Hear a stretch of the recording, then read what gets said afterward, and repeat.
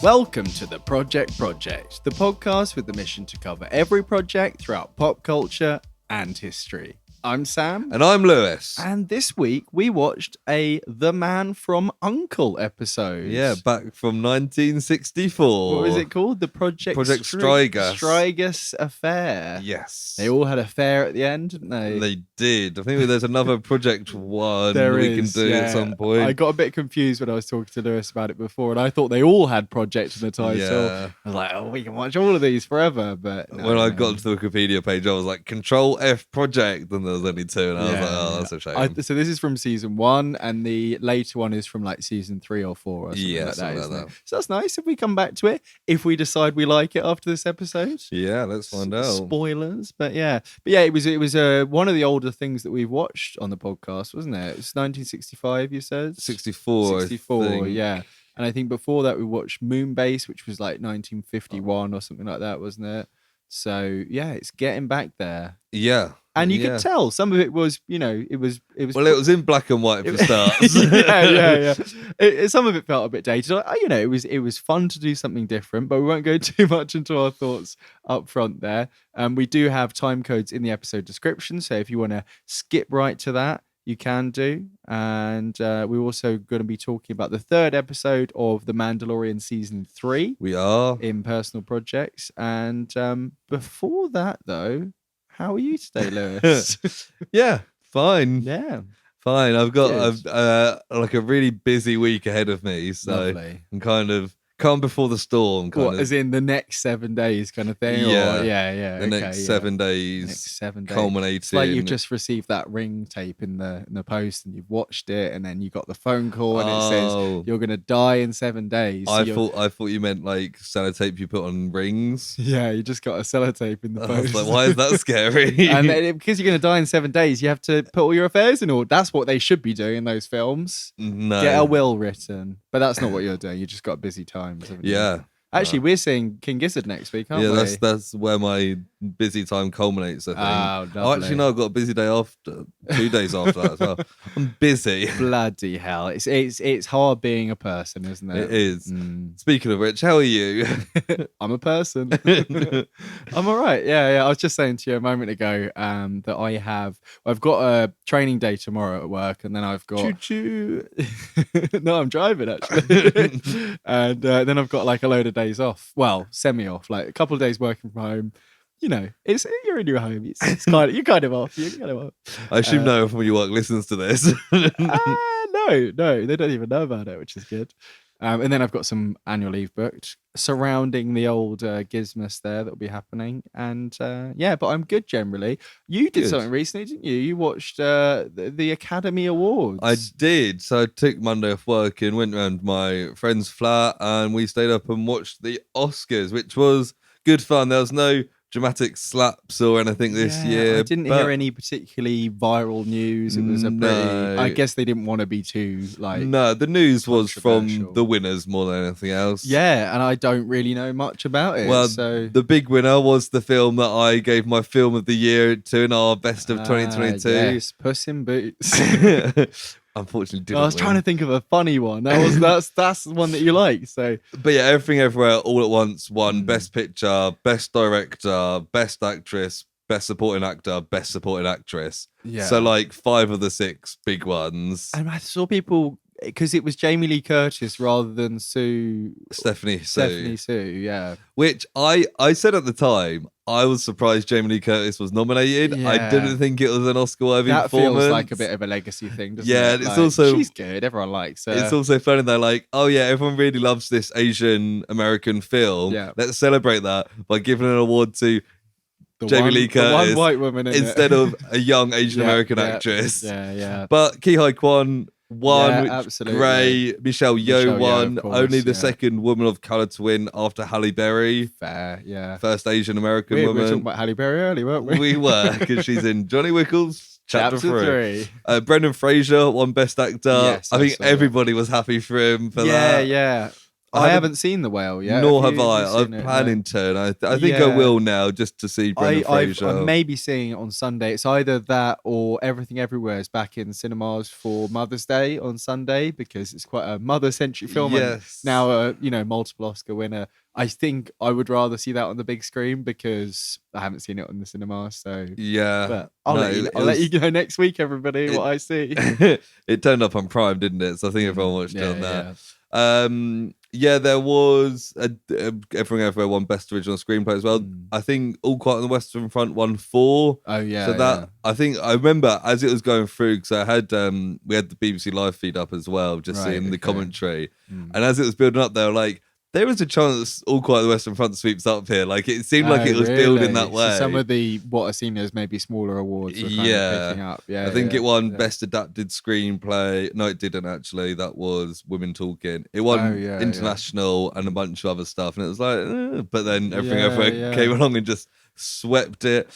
Pinocchio won Best Animated Feature. I did hear that, which we both have seen recently. I think especially technically it does make sense. Yeah, I think a well-received Guillermo del Toro Pinocchio film is always going to win.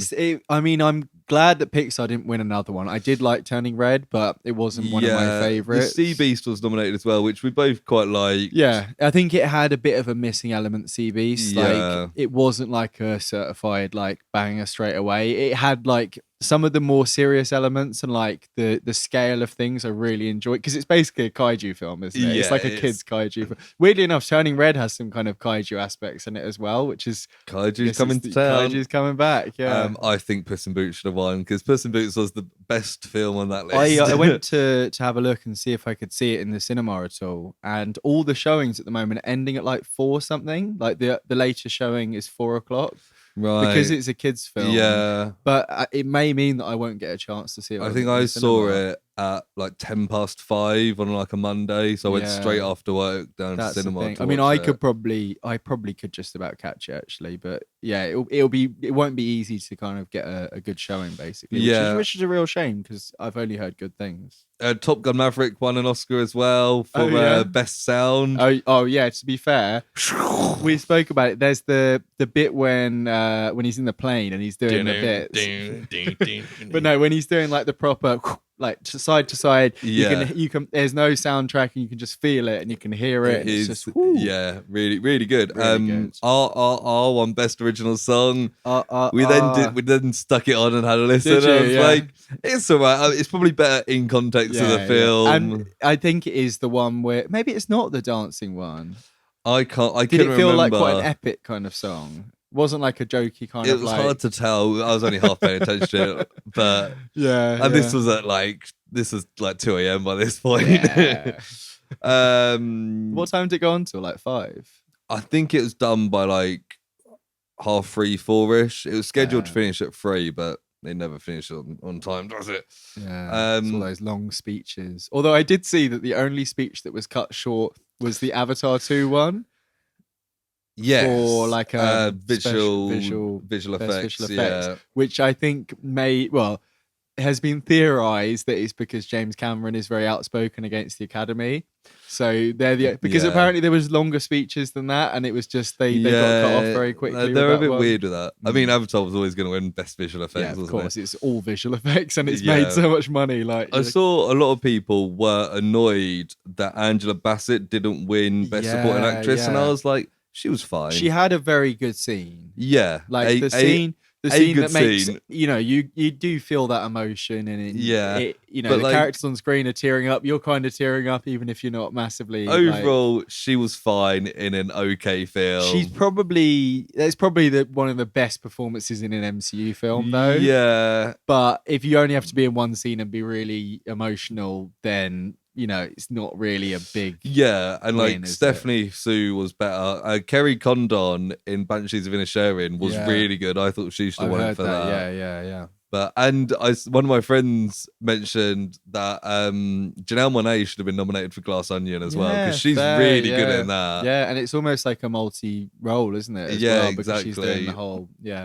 But yeah, Spoiler. so the Oscars were the Oscars. I was happy that Everything Everywhere All at Once swept up with 7 Oscars. Yeah. No, I like Kind that. of redeems me. Well, not Yeah, I redeems, know, but yeah. I've seen a lot of backs me stuff up saying about. it's my favorite film of the year. I've seen lots of stuff that really emphasizes how small scale the production was. It was like 9 people did the VFX, including the 2 directors. It was also like a lot of them hadn't done VFX before. Yeah, It was edited by like 4 people or something like that. I think crazy stuff. just whether people like it or not, the fact that it's like a fairly independent film about Asian Americans, and it's a surreal comedy, is quite significant that it won Best Picture, like whichever way you turn it. So no, I think it's a Mother's Day thing I'm doing on Sunday, so it's not entirely up to me what we see, but I'm quite happy to watch it again. As I said at the time last year, I didn't fully get it. Not like I didn't understand it, but a lot of it washed over me, and was watching it at home. You know, as we said, I would really love to see that. I've seen little gifs and screenshots. Did you see? Yeah, and it is very good. But just a good time for movies, really, isn't it? Yeah, it made me. I listened to a little bit of talking about the Oscars this morning. I was like, it was a very casual talk, and they forgot to talk about most of the stuff that you mentioned on this podcast. But I was at work and I was thinking about movies, thinking about films, and I was just like, yeah, I love movies. Yeah. And it's also like, because I know you've got the Odeon thing where you can go to see loads of stuff. I'm like, I just want to go to cinema all the time, you know? Yeah, it's just nice being in the cinema. But I think it's also, we're in a time. So like my 2 favorite films that were nominated for Best Picture. Oh, actually, my 3 favorite were Everything Everywhere, Banshees of Inisherin, and All Quiet on the Western Front, which are all released on streaming. Right. So it's a lot easier to watch these films than it was before. Yeah. And it's nice then when they do get, potential cinema showing, and if you really like it and you haven't seen it the second time or whatever, But I remember in the past, when you get your best film nominees list, it'd be like, most of them I didn't even realize were in cinema, and then you have to go find a stream to watch it. Whereas this, it's like, oh, that got nominated, I guess I'll turn on Netflix and watch All Quiet on the Western Front. It is nice, very nice. It's pretty nice. The Oscars, pretty nice. Although, I do think they should do a bit more like fun stuff. I know it's a very prestigious event, but you see, what's like it needs to be musical awards? Tonys. The Tonys. They always have like a big show thing. Did you see who Neil Patrick Harris's thing for a few years ago, which was like incredible? I think he's done like 5 or something, but they used to have, even at the Oscars, I know the Golden Globes had like Ricky Gervais for a while doing like being mean to everyone and stuff. Like the hosting, what was it, Jimmy Kimmel this year? Yeah. It's like, he's a host anyway. It's just not that, like, because they used to have, like, I think Seth MacFarlane did an Oscars once. He did because he did the song. He did the song about I Saw Your Boobs. Yeah, which was just like a bit weird. And this was and Jennifer Lawrence, we saw your boobs this time. And it's like very Seth MacFarlane, very weird. I think that put them off doing like a gimmicky host for a while. Yeah, I feel like they don't really know what they want to be. They're kind of going through but it's always been like, I mean, everyone's done Oscars so white, and like the Academy is incredibly white, but it's targeted at like it's targeted at like older than us, really, isn't it? Yeah, like 100%. I don't even know who it's targeted at, really. I think the viewing figures were pretty low. I can't remember what they were. It was like 50,000 people in the US or something. No, it can't be that. No, it won't be that low. No. Maybe like 5 million or something. I don't know, but I mean, I imagine. I mean, it wasn't on TV in the UK, right? Which was annoying. So you went to old HBO. It might have been on Now TV, but you had to. It was like solely on the cinema package. There's a version, on my version of Now TV that's just an hour and a half cut, so it will be just all the speeches and the presentations and stuff like that, but. Well, they couldn't have done that live because no. They just show a blank screen. I might have just seen that it was coming up to do that on Now TV. Yeah. But that is the Oscars. That's the Oscars. Tune in next year. Oh shit. Actually, no. Speaking of, there's a YouTuber called Joel Haver who does. What does he have? And he does like comedy sketches and stuff, and he does like this thing where it's like it's like, I can't remember what the animation style is, but it ends up looking a little bit like Archer, where it's like real people, they filmed it and they've done like a very Right, vague yeah. outline of them kind of thing. And he's got quite a signature style. He does some very funny sketches and stuff. But last year, and I think maybe the year before, he did this competition where during the run of the Oscars, so during the 3 hours it was on, you had to make a film, so you could only film it in those 5 hours, but obviously internationally it's whenever. So you have a 5 hour slot to film a film, and then you had a week to edit it and submit it, and then the following year he does his own award show. And Nice. for the previous year they got like 500 or so, and then he was like promoting it for this year, so I imagine that will go up even more and more. That's pretty cool. And I was gonna say to some of you guys, I was like, that would be a great little fun thing to do, because you don't have to do it on that night, as long as you get it in by the deadline the next week. So you could cheat and film for longer, but obviously in the spirit of things, it's good to set yourself that own barrier. But yeah, I thought that was a really fun thing. So maybe next year we can do one if we get involved with it. Yeah, maybe. But that bought you the time to get your next segment ready, Lewis, wasn't it? Or the first segment, should I say? Project news. That's a juicy segment right there. Yeah, I feel like I didn't hold my phone in the right place for the mic then. That's all right. It's fine. You mean that you didn't edit it properly afterwards to put in the yeah, that's how it works. Quality. So my first bit, as always, I've googled the word project. I had a look what came up. Yeah. The first one is from a little known news source called BBC News. They're a right wing Tory propaganda, state run propaganda, as we've recently discovered. But anyway, this headline love free speech. Don't they? TikTok launches Project Clover to allay China's security fears. Yes, I saw something about this, but you say your piece first. I think I saw what you saw as well. Basically, they've launched security measures. They set up a separate security company to monitor. Yeah, they're setting up the security company. Maybe it's an independent. It just seems a bit stupid. It's called Project Clover that will monitor data flows Cool. to make, and TikTok will make it harder to identify individual users in data. It's part of the whole. It's like anonymizing what they do, gather. Kind of thing. Because many people for many years now have been talking about how TikTok collects your data and gives it to the Chinese government. Yeah. Which, as a result, today the UK government banned anyone who works in the government from having a TikTok account. Well, it's having it on their devices as well. Is the main part of it that I saw. And I was like, cool, whatever. You're gonna ban Facebook and Google next. The American government can't get our data either. Yeah. But we're part of the American empire, so it doesn't matter so much. You know? It's all a bit silly, I feel. It is. I mean, there are things that have been revealed about TikTok in terms of the passive data it gathers, which are a little bit frightening. Yeah. And there are even things to do with it using the camera to monitor when you're looking at certain things. And I don't know how much that's been proven, but it kind of makes you think about the privacy of phones in general. And I feel like it's less a TikTok central thing and just like, this is the world we live in, where if you've got a phone, people know where you are and what you're doing. Like, not just your friends, the government.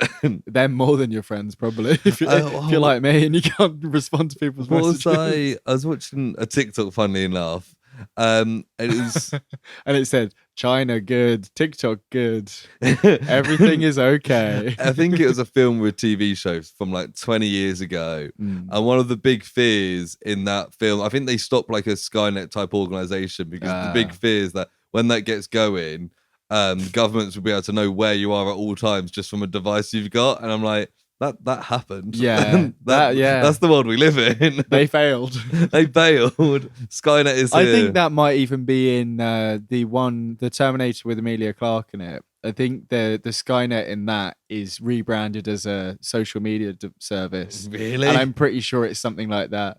Turns out I've not seen that then. No, it's very weird. Matt Smith's in it. I think I've seen 3 Terminator. Oh wait, films. maybe Matt Smith's not in that one.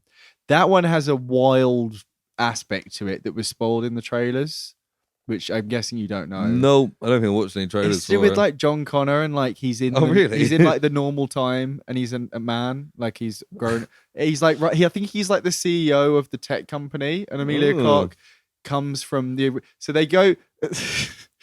Like old Arnie goes back to Terminator 1 and they recreate some of it with Amelia Clarke. Cool. And then she skips. He grabs her and takes her to the present day, and because he took her out of it, the timeline's different. And then John Connor is like a CEO of Google, and he's like evil or something. It's pretty fun. Sounds it. It's not. The other bit of project news I've got is from Gold Derby. Ooh, I don't know what that is. Is Nor that do place I. the Derby place or the race? The race. Oh, it's got pictures of horses, so it's a horse thing. And the last one was Project Clover. That sounds like a bit of a cow thing, doesn't it? So the headline for this, see if you think it's relevant to horses. Quentin Tarantino's next and self-proclaimed last project is reportedly about a 1970s female film critic. A mare, you could call her. if she was a horse. So we don't know a lot about it, but apparently he's finished the script. Apparently it's called The Movie Critic.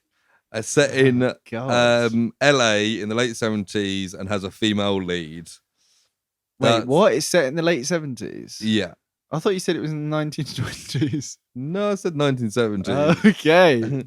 I was thinking about someone else. They've theorized that it may be surrounded around a critic called Pauline Kael, who Tarantino's a big fan of. Yeah.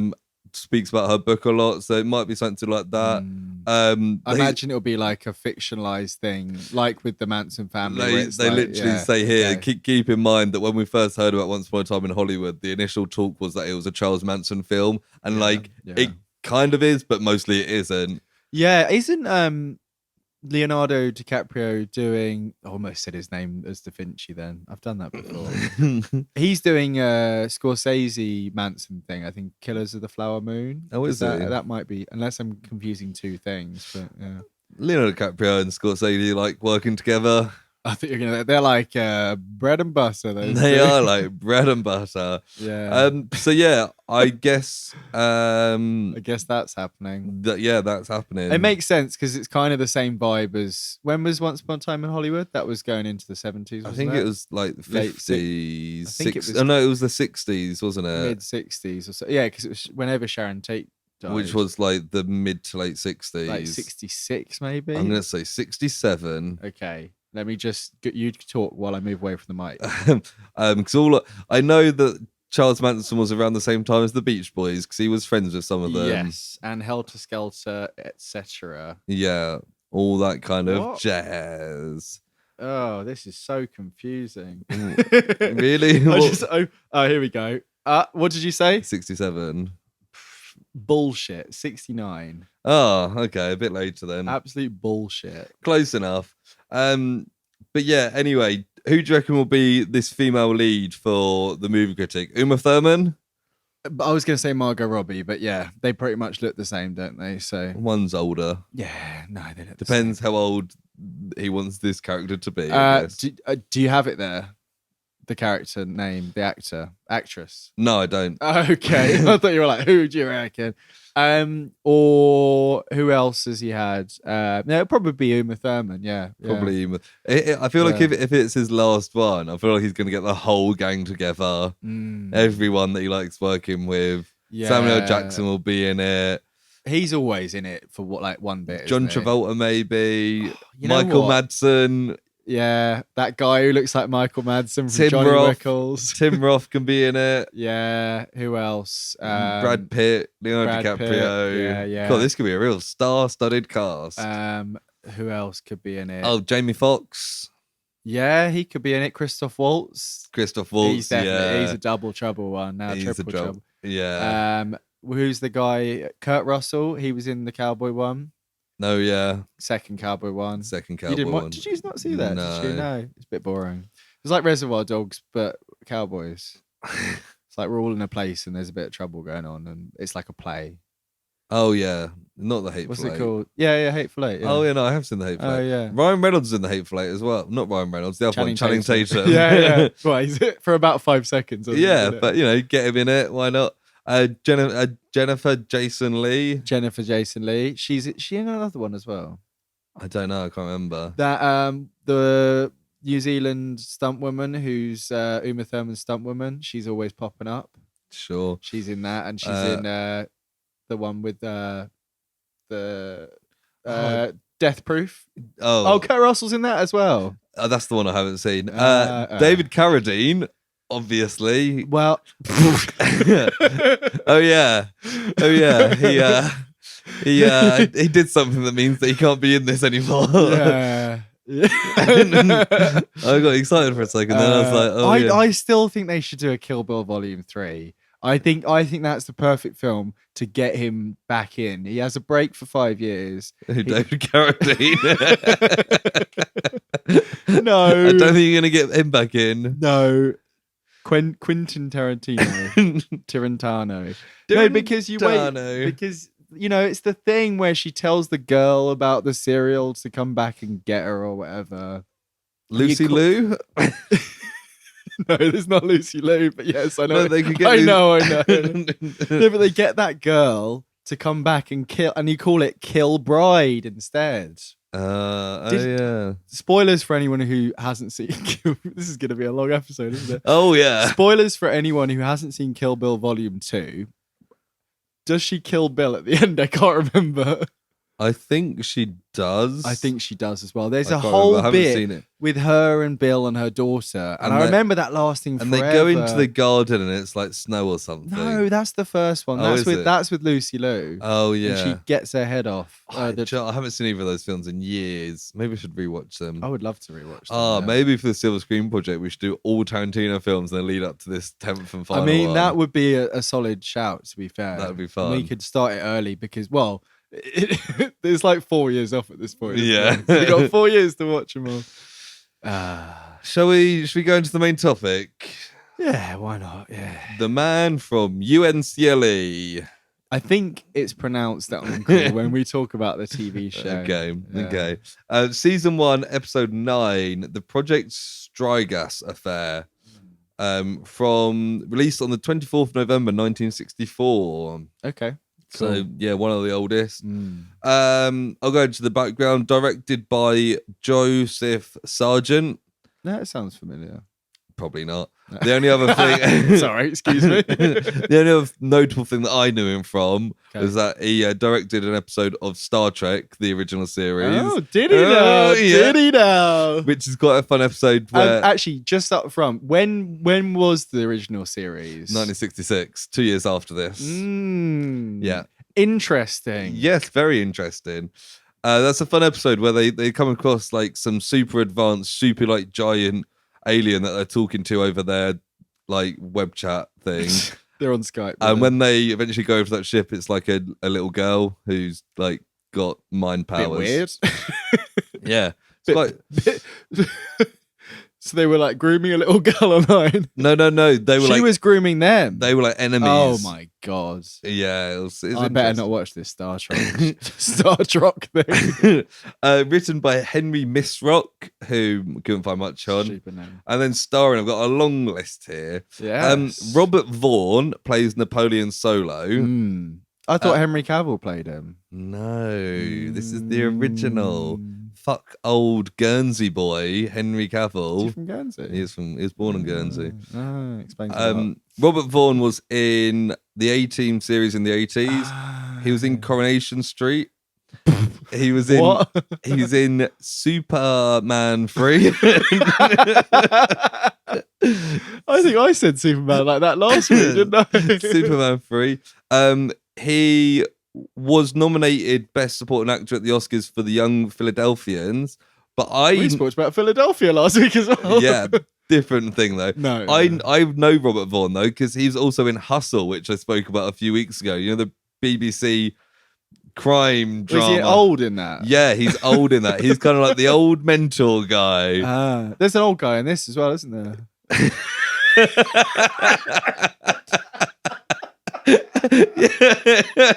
Yes, There is an old person in this. Oh, God. That's not what I meant. I was just wondering what he was going to be in. We've also got David David McCallum as Ilya Kuryakin, Yep. who's Napoleon's best mate. Yeah. Who was in NCIS and The Great Escape. So you meaning to tell me he's not actually Russian? No. Oh. Although he did fool me at one point. We'll get to that. Yeah. He fooled me, yeah, actually. Yeah. The old guy who's their friend. Yeah, the old man. Is Lee G. Carroll. Who was in a bunch of Hitchcock. Good old Lee G. Lee, middle name G. Lee G. Carroll. Was in a bunch of Hitchcock films. Like I most think notably, I actually recognised him. That's what I. North by Northwest. He was in. I think I've seen that. I've seen Vertigo. Cool. We've got some other people: Peggy Ann Garner, Shayla McRae, Vernie Klemperer, but it's also notably got both William Shatner and Leonard Nimoy in this episode. But William Shatner is the only one who's in this guest starring as at the start. Yeah. It doesn't mention Leonard Nimoy, and we see him quite quickly, and I went, no. And I Googled it, and it came up straight away. I think William Shatner was a known name at this point. He'd been on a load of TV shows, whereas Leonard Nimoy was a bit of a nobody. Makes sense, yeah. And the fact that he plays I'm going to say Russian. I'm presuming they're Russian. It's never said Russian.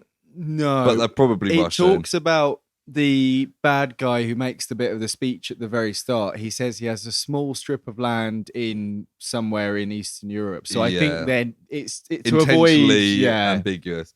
But yeah, Shatner and Nimoy, both from Star Trek, you may have heard of. And do we imagine this is the first time it would have been the first time they worked together. This was the first time they worked together, probably the first time they ever crossed paths. Probably. I saw when I was looking this stuff up, it said some Star Trek fans consider this almost a reunion before Star Trek thing because it's directed by a guy who did Star Trek. Yes, of course. But it's quite fun seeing Shatner and Nimoy in different roles. Yeah, William Shatner plays kind of a similar guy. Out front, he seems kind of like different to what I know of as Captain, and then he kind of falls into it quite quickly. Yeah, but Leonard Nimoy is a very different character than Spock. In this.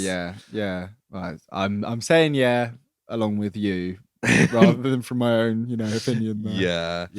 The episode description is Solo and Ilya use a complex deception to trap an evil diplomat. A complex deception, did they say? Yeah. I've got to say, it was a pretty complex deception. I don't want to seem stupid, but I was getting a bit confused in this, to be perfectly honest. And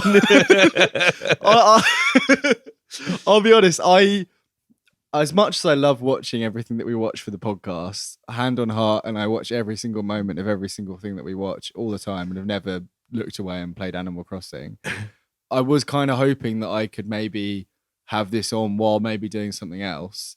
And very quickly, I was like, if I'm not watching this, I am going to lose what's going on. It's quite fast-paced and there's a lot of plot. There's a lot of plot, and a lot of the time, which is quite... I can't think of another way of saying good, but quite good, is that it doesn't hold your hand through these deceptions. No, and a lot of the times we don't really know what's going on until it's revealed, which is quite fun. Yeah, I found it quite engrossing. Yeah. Some of it I was like, okay, get on with it kind of a little bit. When I didn't really know what was going on and some of the stakes were a little bit confusing, and I was like, I don't like some of it when the plot seemingly fell through and then it was still going. I was like, I don't really understand some of this, and maybe you can fill in the blanks for me there. But generally, although some of it felt a bit dated, I think the plot elements, really pulled me through. I think I really quite enjoyed this. Yeah. I thought you would. I was like, I could definitely watch more of this. Okay, nice. Which is good. Yeah. Do you want to guess the IMDb rating? 7.1. Oh, 8.5. Quite a high. I went up intentionally. Yeah, not just at the end of that word. But for a show that's 60 years old, nearly. Yeah. I was thoroughly entertained. I Cool. was I because don't think I liked it as much as you. I was I surprised by it, you know. I watched it last night and I was watching the football. Yeah. And I was like, I was watching and I was like, I've got to watch The Man from U.N.C.L.E. and The Mandalorian after this. Football finished at like 10 and I was like, maybe I'll watch one of them tomorrow. Yeah. And then I was like, I'll put on The Man from U.N.C.L.E. and I was like, Joe, I'll watch half of this. I'll Yeah. watch The Mandalorian. And then if I'm tired, I'll go to bed. If I'm not, and watch the rest if I'm tomorrow. not, I'll just stay up forever. If I'm not, I'll carry on watching it. Yeah. But then I was watching it and then I was like, didn't want to stop. No, just no. I carried on. watched it all in one go as well, which is not something that we can say for everything that we watch. You know? Yeah, and then I watched The Mandalorian after, which I didn't have to pay as much attention to because No, I will admit bit of a filler. I did stop watching the whole middle section of that. They were on a train for a long time in that fucking episode. Yeah. We'll talk about that later, though. We've got this Yes. whole episode of the Uncle Man to go through. Yeah, which is conveniently split into 4 acts. I missed the third act out completely. I watched it, but I don't know what it was called. So you can tell me. I did write it. After the first one, I was like, actually, no, after the second one, I was like, I should go back and write these down. Oh, no, I wrote down the first 2, and then it was suddenly Act 4, and I was like, okay. Okay, should we go into it then? Yeah. Act 1, The Exterminators. Yeah. I think it's just one exterminator. Continue. So it opens with a man with a very Russian accent practicing a speech. Yeah, and he's quite like forceful about it. He's like, he's banging his fist. And he's quite warmongery in ways. And then a woman, I think it's his wife, says maybe you should tone it down a bit and don't go. And he's don't like, go I love you, so my aggressive. wife. Thank you. That wasn't supposed to be a Borat impression. Well, it was. I love you, my wife. And he's like, okay, you're right. This is quite funny because we then cut to people listening to the speech, and it's exactly what he was rehearsing before. And I was like, I like that. That's a fun joke. And then the boss of the U.N.C.L.E, it's not the University of Central Los Angeles, he just turns it off like halfway through. And he's just like, we get the picture. We get the picture. They basically, he gives the 2 main guys the mission to get rid of this guy. The politician. He's called Kurasov. Right. There's lots of Russian names in this. So Is he the same one then who's involved in all the plot? Yeah. And okay. They're like balding guy. I thought it was a different guy. No, it's the same. So guy. they are. So when they're referencing like the premiere or whatever, that is basically like Soviet stuff. It's all Soviet terminology. So they're like, he has a state, but he wants to be like higher up in the whole hierarchy. Yeah, so he's a diplomat. I think he's the ambassador to the United States, I guess. But that's what confused me because, he's the ambassador, but he's quite high up, and he thinks he can step up and become the leader of the.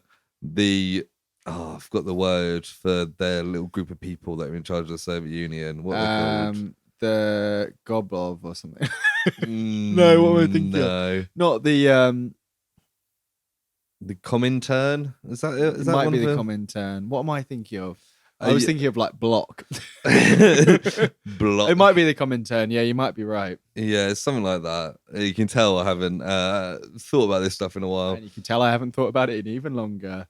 Yeah, it's a Soviet-controlled international organization. Oh, okay. No, that's not it, is it? Oh, yeah, communist. It's just like the Central Committee, isn't it? Yeah, and that's they do. Yeah, they do say Central Committee. Yeah. But anyway, Solo and Kuryakin are given the mission to permanently remove Kurasov, as you said. It just says Central Committee. Yeah. Okay. Yeah, there's a And they're told to make him reduced to a non-entity. Yes, yeah. It's basically like embarrass him and like discredit him and discredit him, fuck him up, basically. So we then see, and so who is it? One of them goes out first, and then we see this man running around, and he runs into the embassy, presumably Soviet embassy. Yeah, what was this whole bit about? Was this planting the whole seeds of the Strigas? So he runs in, and the police are following him. Yeah, and he's like, "I'm in an embassy. You can't follow." And he's like bleeding out. And he says, YL893 Strigas, right? Project Strigas, YL893. and Spock is like, interesting. Yeah. And then they're like, no, please, you can take him away because we don't want an incident on the embassy. Yeah, and he's kind of like dead or passed out. And or then whatever. they take him out into a police car, and it was all an act. I and didn't see that bit at all. Oh, Solo is in there, being like, see, this is gonna be me the whole time. I'm gonna love it by the end of this. yeah. So he's in there, and he like takes this fake knife out of his back, and he's like, good work, and he's like, oh, cool. So they're planting the seeds. It's pretty tricksy, isn't it? Like, it's a lot of it's very complex. I think that's why I quite enjoyed it. Yeah. And then we get to Captain Kirk. Yep. Chatting to presumably Mrs. Kirk. It is his wife because they're like planning on. They're talking about their future. Yes, and he they keeps are. saying like, "I want a nice house and all this. Once we do well with the business," she keeps being like, "And children," and he's like, "And a nice car and an oven." Yeah. And she's like, "And children." And then Solo and Kuryakin will just walk into his office. They think it's debt collectors because they owe loads of money to people. Yeah. And they basically say like, "You've got a rich uncle," which is quite funny. Who's going to give you loads of money if you do like a little thing. It's very like, do a mission for us, but we can't tell you too much. Yeah, they're like, we're going to make you work for this non-existent corporation, and we're just setting some stuff up. You're going to get money from it. Yeah. Don't worry about it. But they say that, but then he's very involved from this point on. Oh, yeah. I'm sure they did their background checks, and they did say at some point, he lists off all this stuff about him. The fact is that they need someone who doesn't have a dodge, because the weird thing is that Napoleon Solo and Ilya or whatever are like celebrities in this. Everyone knows them in the espionage world, which is the whole thing with James Bond. It's like he'd be fucking useless because he walks into a building and everyone knows exactly what he looks like. So yeah, they have to get someone who's anonymous. And they give him a fake name, which I can't remember, like Dunfield or something. Yeah, or more like Dumfield. More like dumb bitch field. Oh, more like he likes a drink and a woman field. That's his character anyway, isn't it? They give him. He Captain Kirk and his wife are like, they're all dressed up, and there's a limo coming. It turns out they're guests at like an international ball, some sort of and diplomat's ball. Yeah, we find out that YL893 is a code for the character that he's pretending to be, who's linked to Strigas. Right. And but Strigas is fake. Yeah, so they've created this whole fake thing and created a fake person behind it who's got a code. So when they look up the code... They also put a phone in his office. Yes, in the they exterminator's do. office, yeah.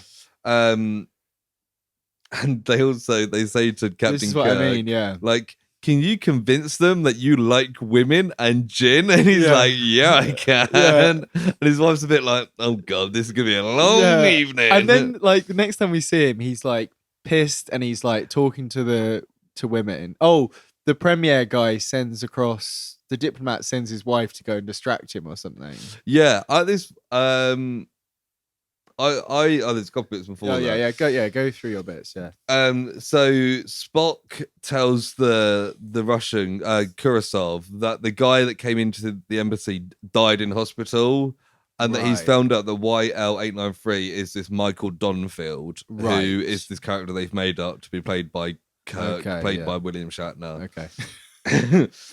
Confusing. And Spock repeats the info that Han Solo... Comrade Spock repeats the info that Han Solo has said that he'd made up. Right, it's okay. So they're going to send someone out to check it out. And then we get some guy who's going around Captain Kirk's office and he finds this phone. And when he picks up, isn't it like, this is the president, hello? Yeah. This is the president's office. The president can't come to the line right now. Can we pass you on to like the military defense leader? And it's like, and the guy's immediately like, oh, yeah. It looks like a fucking Carry On film at that point. He's like, oh, because it's shot between like the bookshelves in a really funny way. Like, ooh. Then we're at this ball, and Comrade Spock points out Captain Kirk, and he's like, he's hammered. And he's like, that is Donfield. Yeah, yeah. And he's like, and the person he's with is Han Solo, who's from U.N.C.L.E. Right. Uncle Solo, if you will. Yeah, which is what. No, don't worry. He doesn't. He's not. He doesn't have No, any nieces or nephews no, in Star Wars, no. does he? Fucking Luke keeping his dick in his pants too much. Stupid old dick. um, Stupid old Luke. And then the Kurosov has got like this champagne, and some guy comes up to him who looks like Trotsky. Yeah, I was like, I didn't understand what was going on for the whole episode. Not in general, but I didn't know who this guy was. It took me a long time to figure out because Trotsky turns up and he's like, "Don't drink that champagne. Yeah. It smells like cyanide." Yeah. And the guy's like, I don't know if you put it in there, which obviously did. And he's like, "No, I'm from the secret police." And he puts like this little. They have a bit of conversation about stuff, and he puts this little like sticker on his close, nail. isn't he? He's like leaning right into him. Like, yeah, hello. and I was like, what? Yeah, it's who is this guy? Microdot film, he says, and he says that the message will be written like in the premiere's handwriting or something like that. And basically, the Premier has allegedly warned Kurosov that his position is in danger from his like rivals. Right. So he's like, I need to act now to. So it's putting pressure on for him to pursue this Strigas thing. Exactly. Yeah. I thought Captain Kirk was acting drunk, but he actually is just hammered. So he's gone full method, and he's just downloaded martinis, and he's just fucked. And then his wife is like annoyed because he's like chatting up this other woman.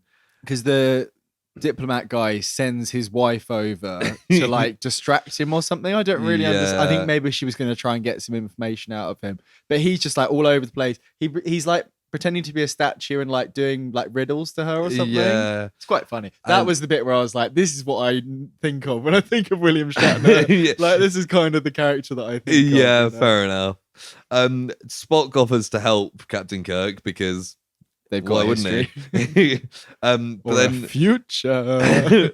But then Han Solo's like, I'll look after him, and he takes him out. Not kills him. He leads him out the building. He leads him out. Yeah, the next time we see him, he's like drinking some water, and he's like, "Fucking hell, that was rough." Yeah.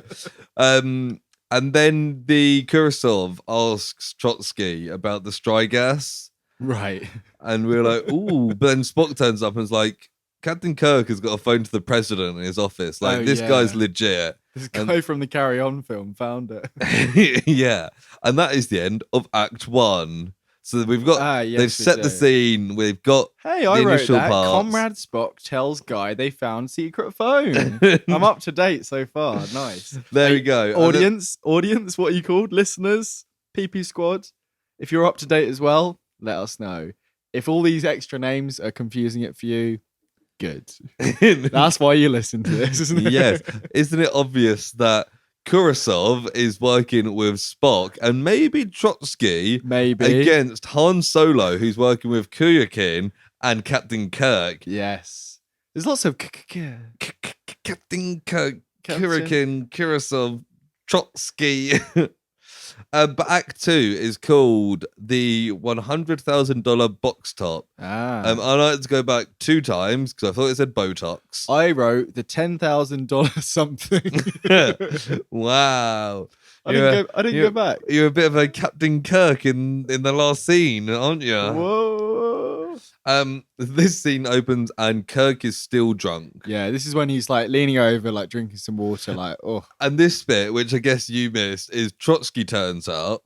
And I was like, what's Trotsky doing here? And he pulls off a wig and a moustache, and it's Kuryakin. And I was like, oh, I did not notice that. I didn't get it until like it gets revealed later. I got it at this bit when he pulls off his disguise. Oh, I missed that bit. Maybe I saw it. Because this is a bit where they get a call to like sell the secrets, don't they? Yeah. Yeah, they gets a call and he's like, yeah, you want to sell your secrets? But they're like, do you want to sell your business? Wink, wink. Yeah. And they say, go to this place and hold 2 hot dogs as if you're waiting for a friend. Yeah, exactly that. I like all this espionage bit. This is the stuff. This feels like classic espionage, like old school James Bond. And it's type that stuff. kind of spy versus spy thing, which is like It's espionage and counter espionage and counter espionage and counter Yeah, counter espionage like and what did I watch? counter espionage and counter espionage. Yeah, And there'd probably be a sixth one. I think as well. last year I watched Tinker Tailor Soldier Spy, which is a lot of that. It's very like this. Yeah. I was going to ask if you've seen the Man from U.N.C.L.E. film. I was going to ask at the end, but I'm going to ask you now. Have you seen the Man from U.N.C.L.E. film? No, have you? Yes. Is it good? It was pretty good. Is it similar to this? No, they. Well, it's got Henry Cavill in it, who looks a slightly different to Robert Vaughn in this. And it's actual cannibal. Shia LaBeouf, No, the other one. Hannibal. No, the guy who plays the Winklevoss twins. The actual cannibal. Army Hammer. Actual Hammer. Army Hammer. Actual cannibal. Army Hammer. He plays Ilya or whatever. Okay. They're not friends for most of it, which I think was weird. because it's like an origin thing. It's Guy Ritchie, which is weird, isn't it? Maybe he's a fan of the series. I imagine he probably was, but it's pretty good though. It's very kind of James Bond 60s modern situation, probably 50s, really, isn't it? Probably 60s. What? Don't worry, you keep going. So Solo and Kirk are like on the street going up to the hot dog stand. Yes. And Kirk is a bit unsure about walking into a truck. So he's like, what if I get killed? Well, they said on the phone, they were like, go alone. Kirk was like, no, he said, oh, I've got a tail with me. This guy is going to be with me. And they're like, don't worry, when you go past the fruit stand, we're going to get rid of him. And Napoleon Solo is just like, that's fine, I'll deal with it. Yeah. And then Han's long lost brother. Let's go with that. Yes. But as they're going there, there's this like baby crying in a pram, and this woman like bumps into them, and she's dropped this milk bottle on the floor, and Kirk picks it up and he's like, "There you go, ma'am." And as she grabs it, she squirts it and gets some in his face, and he's like, "Oh, I hope that wasn't breast milk." He doesn't say that, but I imagined he thought it. Maybe he was saying, I hope that was breast milk. But anyway. He's still in character. Yeah. As William Shatner. Who is a bit of a character. Yep. Did you ever hear about after his character finally died in Star Trek in like the 5th film? I think you say 50s. I was like, well, they definitely went back in time there. In the 5th film, his character dies, but William Shatner wasn't happy about his death. So he just kept on writing fan fiction about Captain Kirk for like years after. I did hear this, yeah. Yeah, That's he went to space last year as well, didn't he? Yeah. Was it an Elon Musk thing or was it a Richard Branson thing? I think or Jeff Bezos. They all went Or to space Jeff last year. Bezos thing. I think it was Richard Branson, that one. Yeah. Like, I got very confused when you said that. Because I was going to say something else. No, I was just going to say that's very normal behavior, isn't it? What he was doing, writing all those stories. Oh, yeah. He's a very, very normal man. I remember I had a friend in secondary school who used to really enjoy William Shatner's kind of spoken word covers of songs. In a comedic way, he enjoyed them. But I've heard renditions of them and I don't think I've ever heard any of them myself. But yeah, he's a very normal person. He's a very normal person. Yeah. Anyway, he faints because this milk is off. Well off. And then Solo like hails down a taxi and puts him in it, and he's like, "Take him back here." And it's Kuryakin who's driving. He looks at everyone and he's like, "Oh, he's got a drinking problem. Don't worry about this." Yeah. Kuryakin drives him away. Yeah, and the pram. The woman with the pram, she just legs it. Yeah. And everyone's like, what? And there's a recording device. Well, the pram rolls into the road and a car's coming towards it. And Solo's like, dun-dun-dun, and then he realizes it's just a tape. And then he pauses it and he goes, it just had to be burped. And then he pats it. And it literally goes like ding, ding, ding. And like does the like. There's some good transitions in this actually. Yeah, there is. They do some kind of wipes. They do a couple where it's like a spin wipe where everything motion blurs. Yeah. Very enjoyable, yeah. And then he goes and buys the 2 hot dogs and he's standing there really awkwardly and everyone's kind of being like, what the fuck's this guy holding? Who the fuck is this guy? Eat one of these hot dogs. Yeah. And then a woman turns You know what I would do? Buy 3 and eat one. Yeah, I was thinking like, what if you get hungry and you like eat one? Do you have to then buy another one to Oh, make it so absolutely, so yeah. you've still got two? Yeah. A woman turns up and she's chatting to him, and he's like, "You're not who I'm waiting for. It's Yeah. not you." And she's like, "No, I think it is Because it's like Mr. Smith. Mr. Or something. Smith." Yeah. Fair enough. And eventually she convinces him, and he's like, "Okay." And he's like, "Your credentials are in order, and you're pretty." It's like, It's like a little bit of flirting that he does. yeah. So they go for like a coffee somewhere, Yeah. and she's asking about the formula for Strigas. Yes, and he's like, I can't tell you anything unless you pay more. Yeah, he was like, all I can tell you is developed by the Pentagon. Yeah. I want $2 million. And she's like, what? She's like, I was going to give you like 100 grand. I think she says like 100 grand. He's like, 2 million, please. 2 million. And she's like, no. And then she's like, okay, yes, meet me tomorrow. Yeah. She's like, I can arrange half if you tell me more now. And he's like, it's an invisible substance. And she's like, okay. It's like the name, the gas part of the name probably kind of, yeah. you know. But she says she'll give $100,000 in advance and gives him an address to go to. Then we get back to the office or something. Yeah. And Solo is marching Kirk around the office trying to like wake him up because he's still a bit fucked. I don't know why they need him for any of this. I Oh, think because Solo's recognizable. Yeah, he's too well known. That's true. So Kirk then goes to this meeting and he's talking to this guy, and this took me way longer than I should have to realize what was going on in this scene. But the thing is, the guy is being intentionally like obstructive. Yeah, and he's like leaning on the desk in like a really like, oh really, yeah, like really like, sarcastic. So yeah, Kirk is chatting to this guy, and the guy's asking about his business. He's like, "There's only two employees, me and my wife." Mr. Smith, the lady Mr. Smith, said bring like a cereal box top or something. Yes. And that's what this chapter name, the $100,000 cereal box top or whatever is. Yeah. And this guy's like, you only have two employees. I think you're in the wrong department. And then Kirk gives him the cereal box top, and he's like, that's just a cereal box top. Like, what are you doing? And he brings out like, and he's like, well, I know this. I was like, have they gone to the wrong person? That's what it feels like. I think it's like you really have to push it to be accepted. Yeah. And then the guy pulls out the other half of the cereal box top, and they're matched up. And at first I was like, that's a weird coincidence. So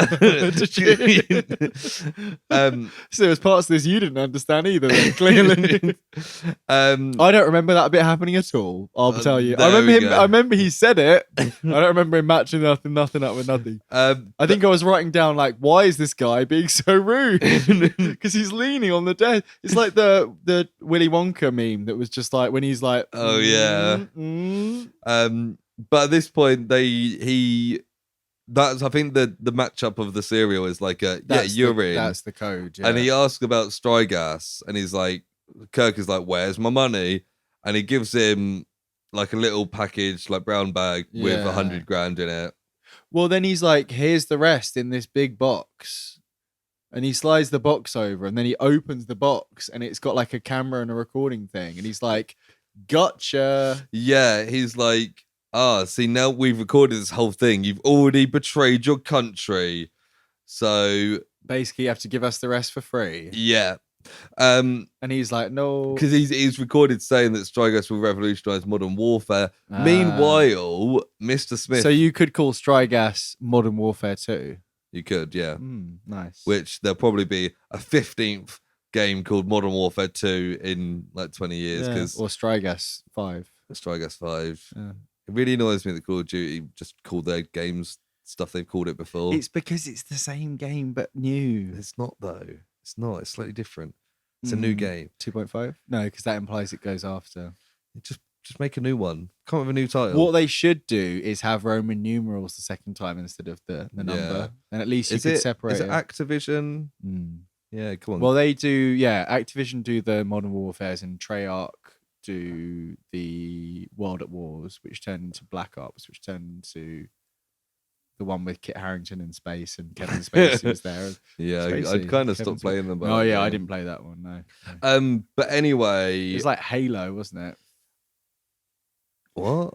Oh yeah, no, it Once was. it's Yeah, in yeah, space, you know. yeah. But yeah, the Mr. Smith has turned up What? outside, but Han Solo is out there. Han Solo's brother is out there, and he's like, "Shit! If Mr. Smith goes in there, she'll see Captain Kirk and be like, oh my god, it's the guy from Star Trek. Can I get his autograph?" Yeah. So Han Solo's brother kind of delays her outside, Yeah. so kind of stop. And it's like, hey, I'm just checking out the you here. And Yeah. bit of flirting.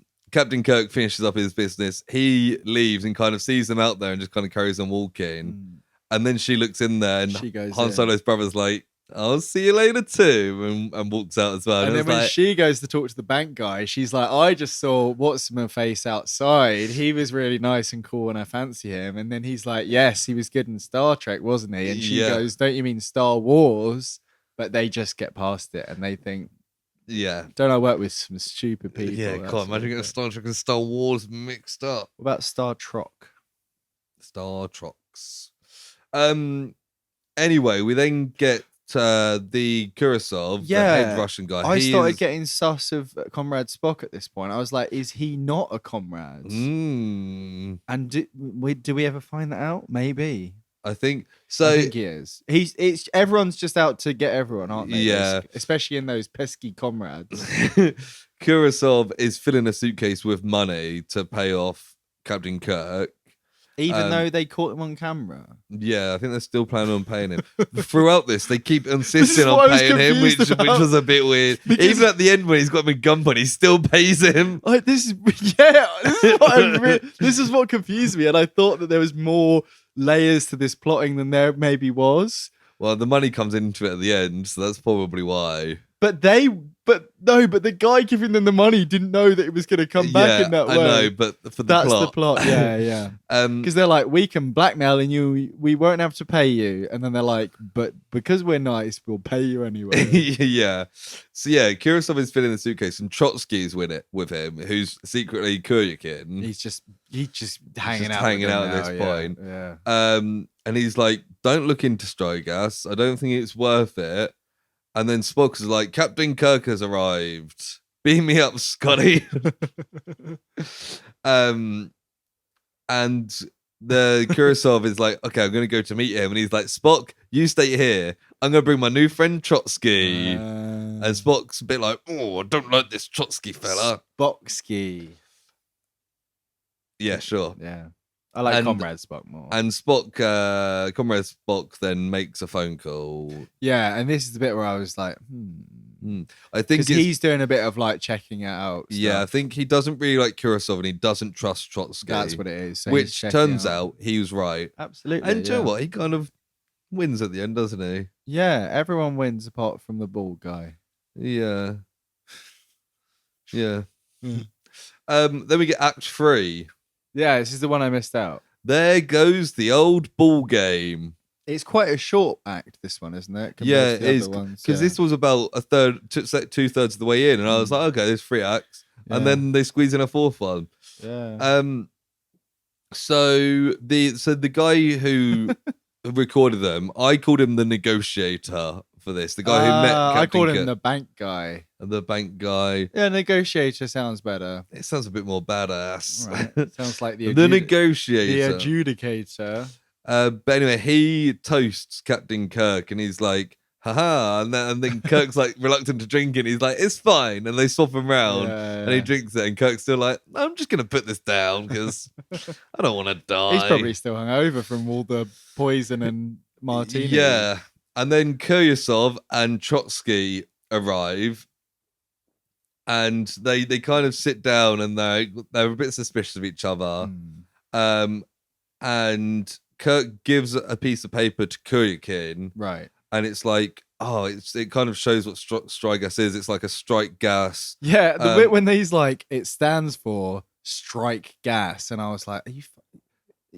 Bad name. Yeah, okay. Bad name. But what it does is quite cool, even if it's made up. Is it a knockout gas then? Yeah, essentially. But it's a really powerful chemical that can spread over a wide range and stuff. Right. And it said it can knock out like an entire country, yeah, essentially. And then they say when you wake up, it's just been taken over. Yeah, and I was like, that's a fun idea. Yeah. That could be a good story for like a book, like You get knocked out and you Yeah. wake up and somebody's taken over your country. Yeah. You'd be really hungry when you woke up, though.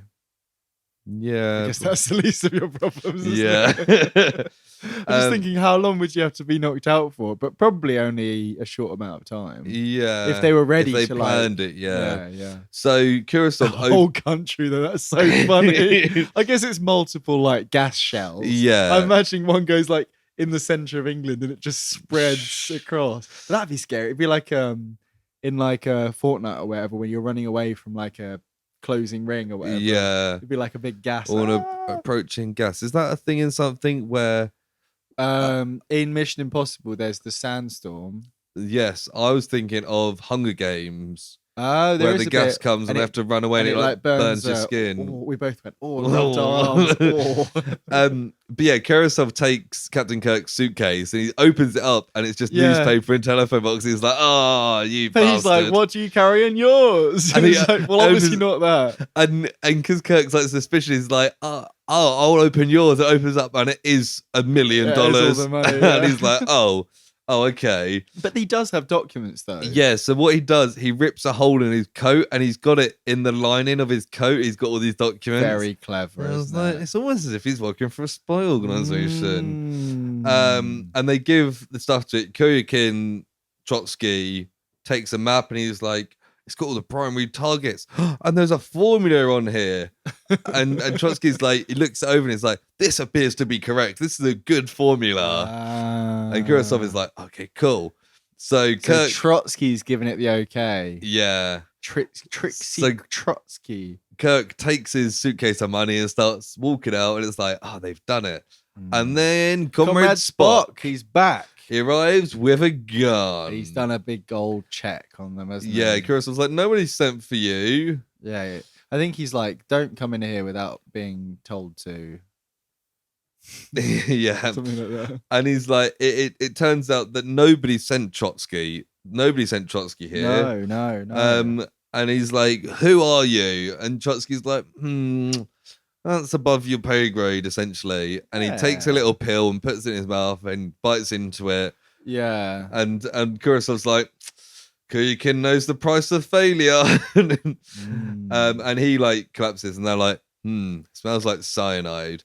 Interestingly, I've just realized early in the episode, it's Trotsky that tells him what cyanide smells and tastes like almonds. Yeah. Because he's like, it's in your drink. Yeah, So there's another layer to this deception. He's played it out well. And basically the Russians like, quick, let's get out of here. Yeah. Spock comes back and grabs the suitcase from Kirk and is like, if this body's still here when we get back, you're in trouble. And then Kirk's a bit like, holy fuck, this guy's just killed himself in front of me pretending to be Trotsky. Yeah. And after they leave, he's like, he's like, Ilya, you didn't really? And he goes, nope. Of course not. Of course. And then Han Solo's brother walks in and goes, there goes the ball games. And that's where the chapter act came from. I imagine that was a common saying in the 60s in America. There goes the ball games. Yeah. There does go the ball games. Yeah, there goes the ball games. And then we get Act 4. Okay. Which is... Yeah, I got this one. A diabolical scheme. There it is. They're back at the office and Kirk and the rest of them are all like really disappointed because their plan failed. Comrade Spock came in and kind of blew it out. Oh, they're bloody... And they're all like, damn. Fuming. And then Han Solo's brother is like, wait a minute, I've got an idea.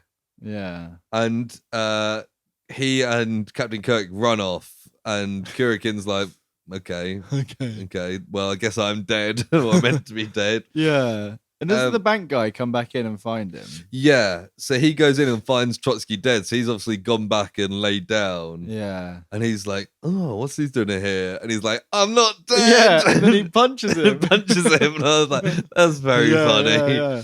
Yeah. But they then they've got him in like an interrogation. Yeah. I thought this was really funny because it's like the most chill interrogation. And obviously it plays off because he wakes up and this is the old man that I talked about at the start. He's there and he's like, hey, would you like a cigarette? And I'm like, this is pretty cool. Like, it's just but after he starts smoking it, Han Solo's brother's like, Jim, we can put truth serum in cigarettes these days. And he's like, in after 15 seconds. And he's like, you might as well just tell us now. And then he just tells them, and he's like, well, that was just a Turkish cigarette. Yeah. He's like, Kurosawa has little to do with spying. He's just a diplomat guy. Yeah. And then he's like, wait, it's been 15 seconds. Yeah. And then Napoleon takes one, and he's like, Turkish cigarettes. Some people find them quite strong, but I find them quite nice. And then they turn the tables on the negotiator, and they're like, here, look at this briefcase. We've been recording you, just like you did to Captain Kirk. You've betrayed your country. You might as well tell us everything now. And that's like, why he ends up helping them. Yeah. So they're like, and he's like, okay, what shall I do? What shall I do? And they're like, we just want you to give a message to Kurosawa. That's right. And then This confused me because this is when there's a bit with the money again here. Maybe not quite yet, but like a little bit later.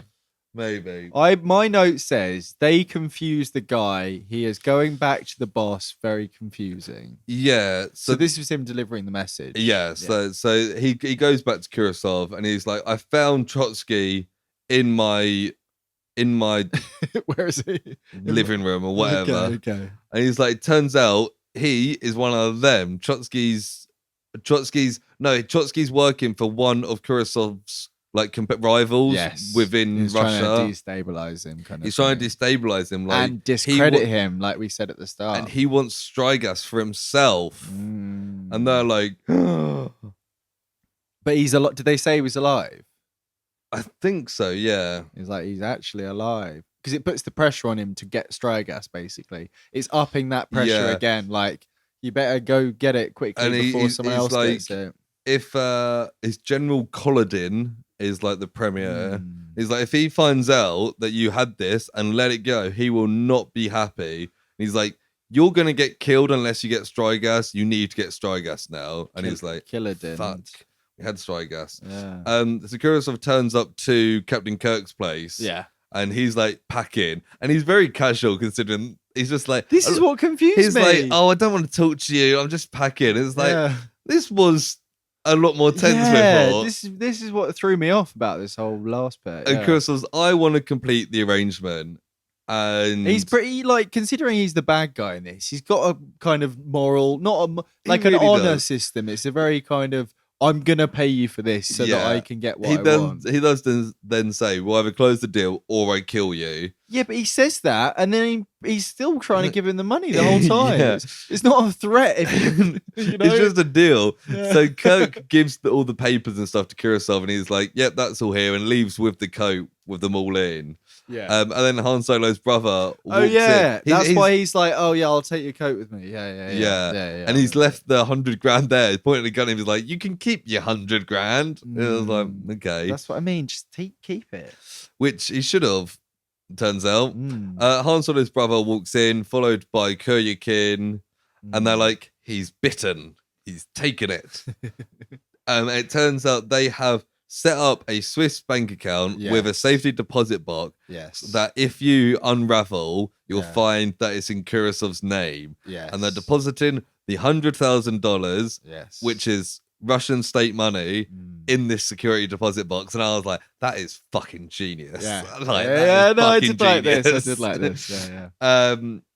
And then we get back to the embassy, and Kurosawa is all planning on being successful. He's like, I'm going to do this. And his wife's like, what's happening? He's like, when we go back, well, we're going to be so good. I've got a feeling I'm going to be the bloody boss. And then Comrade Spock walks in. This is the bit where he walks in and he's like, I didn't say you could walk in. But he's like, so smart. I don't give a fuck. And he's like, so Kurosawa, you're to return to the motherland. And he's like, I've been promoted to your position. And he's like, I'm Ambassador Spock now. And Kurosawa's like, well, we'll see about that in a couple of weeks. But also, yeah. So he's like, I'll be in charge. I can He's decide. like, it's a bit premature to be jumping on my bones. And then he kind of sits back and it says, So General Collodin wasn't very happy that the formula you sent him is for American floor wax. Yeah. And Kurosawa's like, what? And he's like, because they said that earlier. There was a thing where it's like, we better not accidentally get American floor wax. yeah. And I was like, what?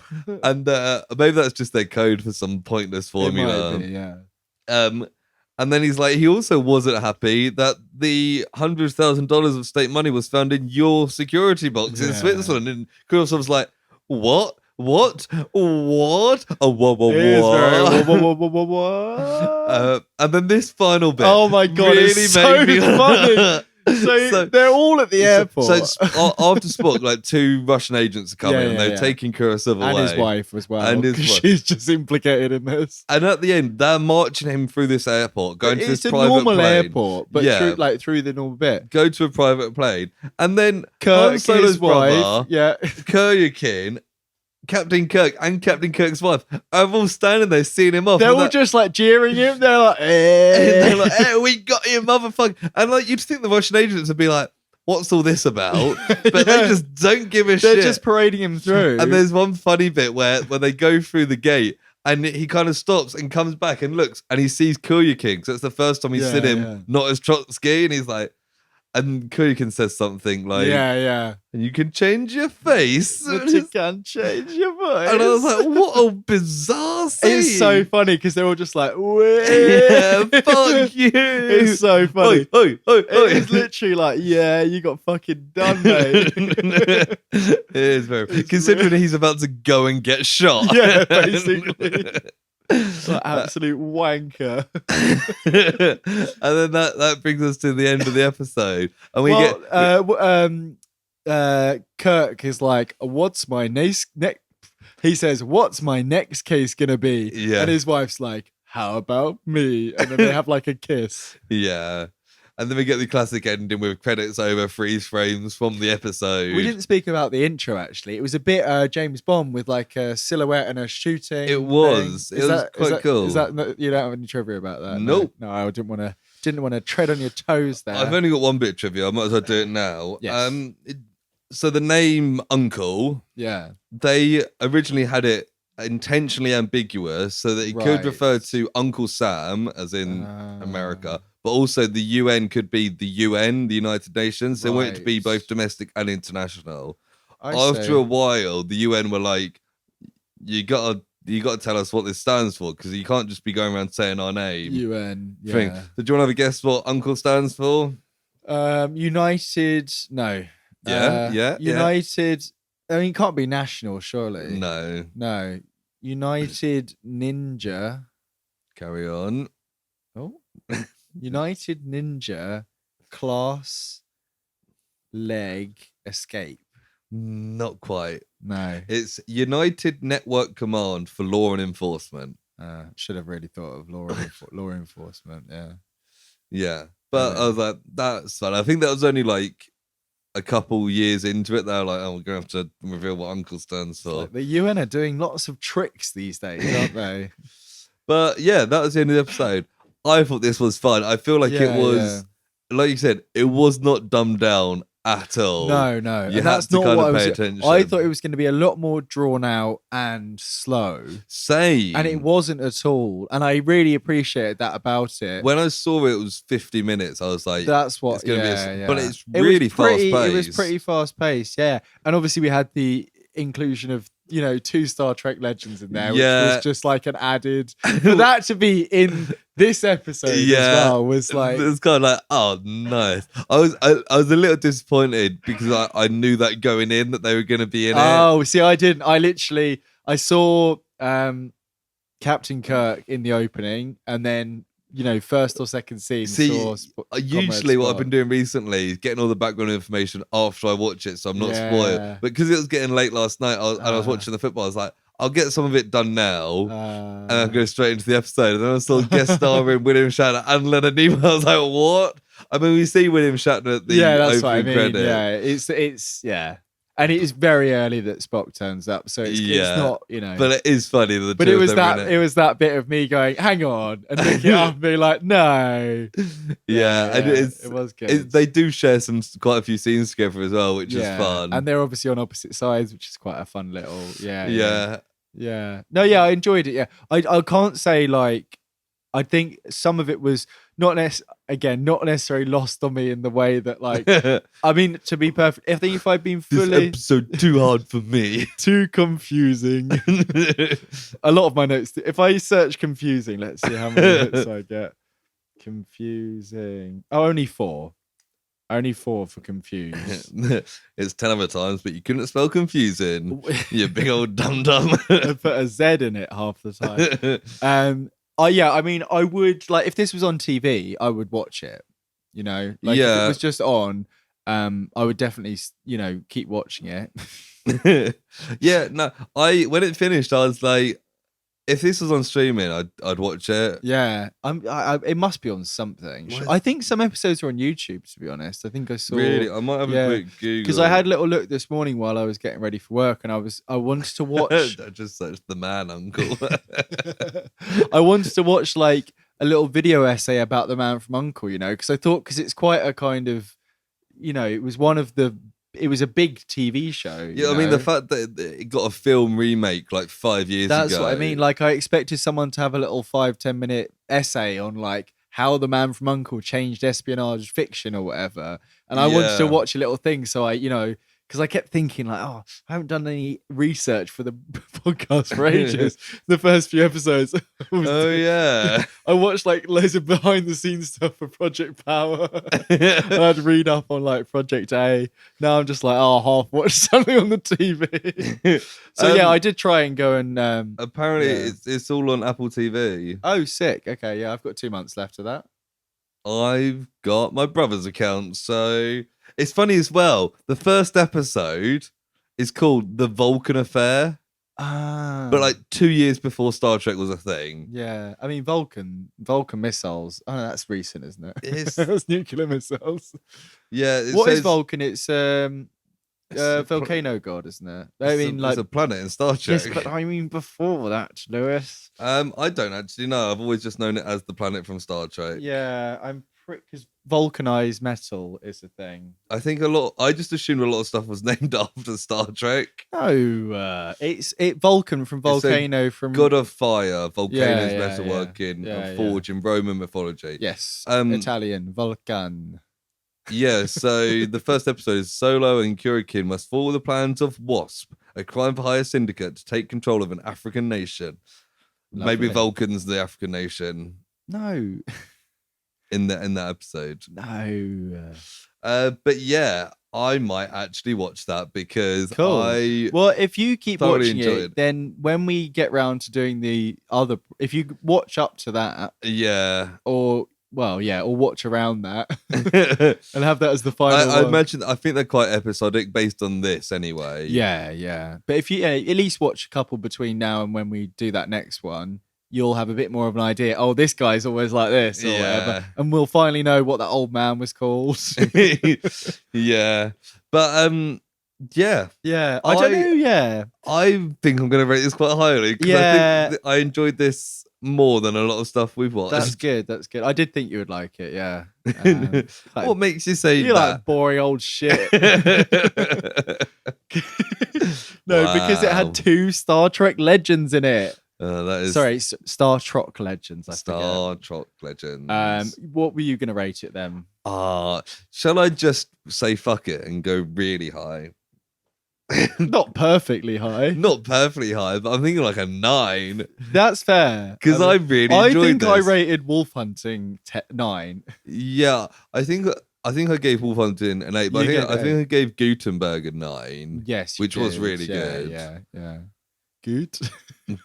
Really good. And we may have given Extraordinary, the series, a 9 overall. Potentially, yeah. Although if we did that, but I think we gave it an 8 because we hadn't seen the last 2 episodes yet. Oh, maybe. And we were like, could be a 9. Could be a 9. Yeah, fuck it. I'll give it a 9.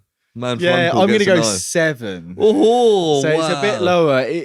partly because That's the biggest difference we've had in a long time. I think it is, yeah, since probably Science Project in like episode 5. Wow. Because I can't give it more than a 7, considering I obviously missed quite a lot of stuff that was going on. Maybe I was playing Animal Crossing. Who's to know You these probably days? were. Let's face it. You usually are. I don't bring it with me to work. I do. I don't play it at my desk. I don't. No, I don't play it at my desk. I can't have people Oh seeing. no, but like on your lunch break or something. Oh yeah, I go sit in my car and play Animal Crossing. No, I have it in my bag in case I want to, but most of the time, after I've eaten my lunch, I want to go for a bit of a walk because I don't get a chance to. When I first got the Switch, I was playing Zelda in the car because I didn't want people to see me playing it.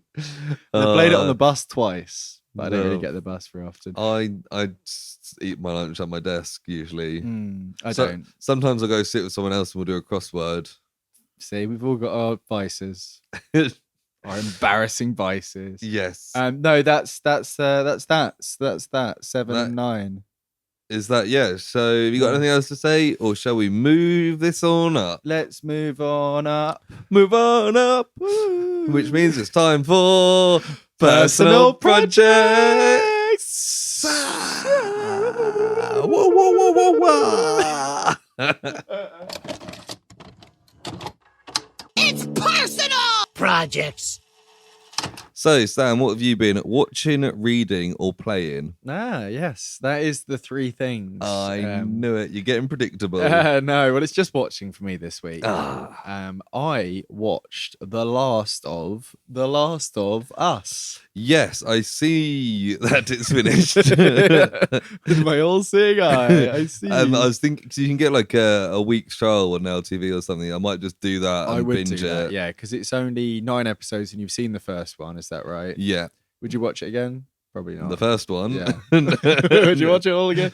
No, I remember it. Yeah, and it's the longest episode. It was going to be 10, and it was the 2 first bits put together. It was going to be. Oh, okay, so they're half as long. That is much better. Closer to 40 minutes, but the first one I think was an hour and 20. So yes, effectively yes is the answer there. Yeah.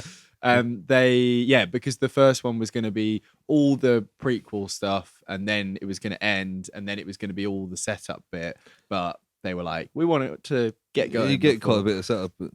He goes off with the girl. With Ellie, yeah. Which makes sense. That's where you want to start it. You don't want her to be introduced in the second episode. It kind of be confusing. Yeah. But I won't say too much because I know that you don't know too much about the overall plot. And I know that people may not have watched it by the time this comes out. Even though the games have been out for like 10 years now. So general spoiler stuff. But it's just really good TV. It's the best video game adaptation I can think of. I know that's not so much. It's not saying much, not much competition there, but it's there's considering it's an action, shooter game.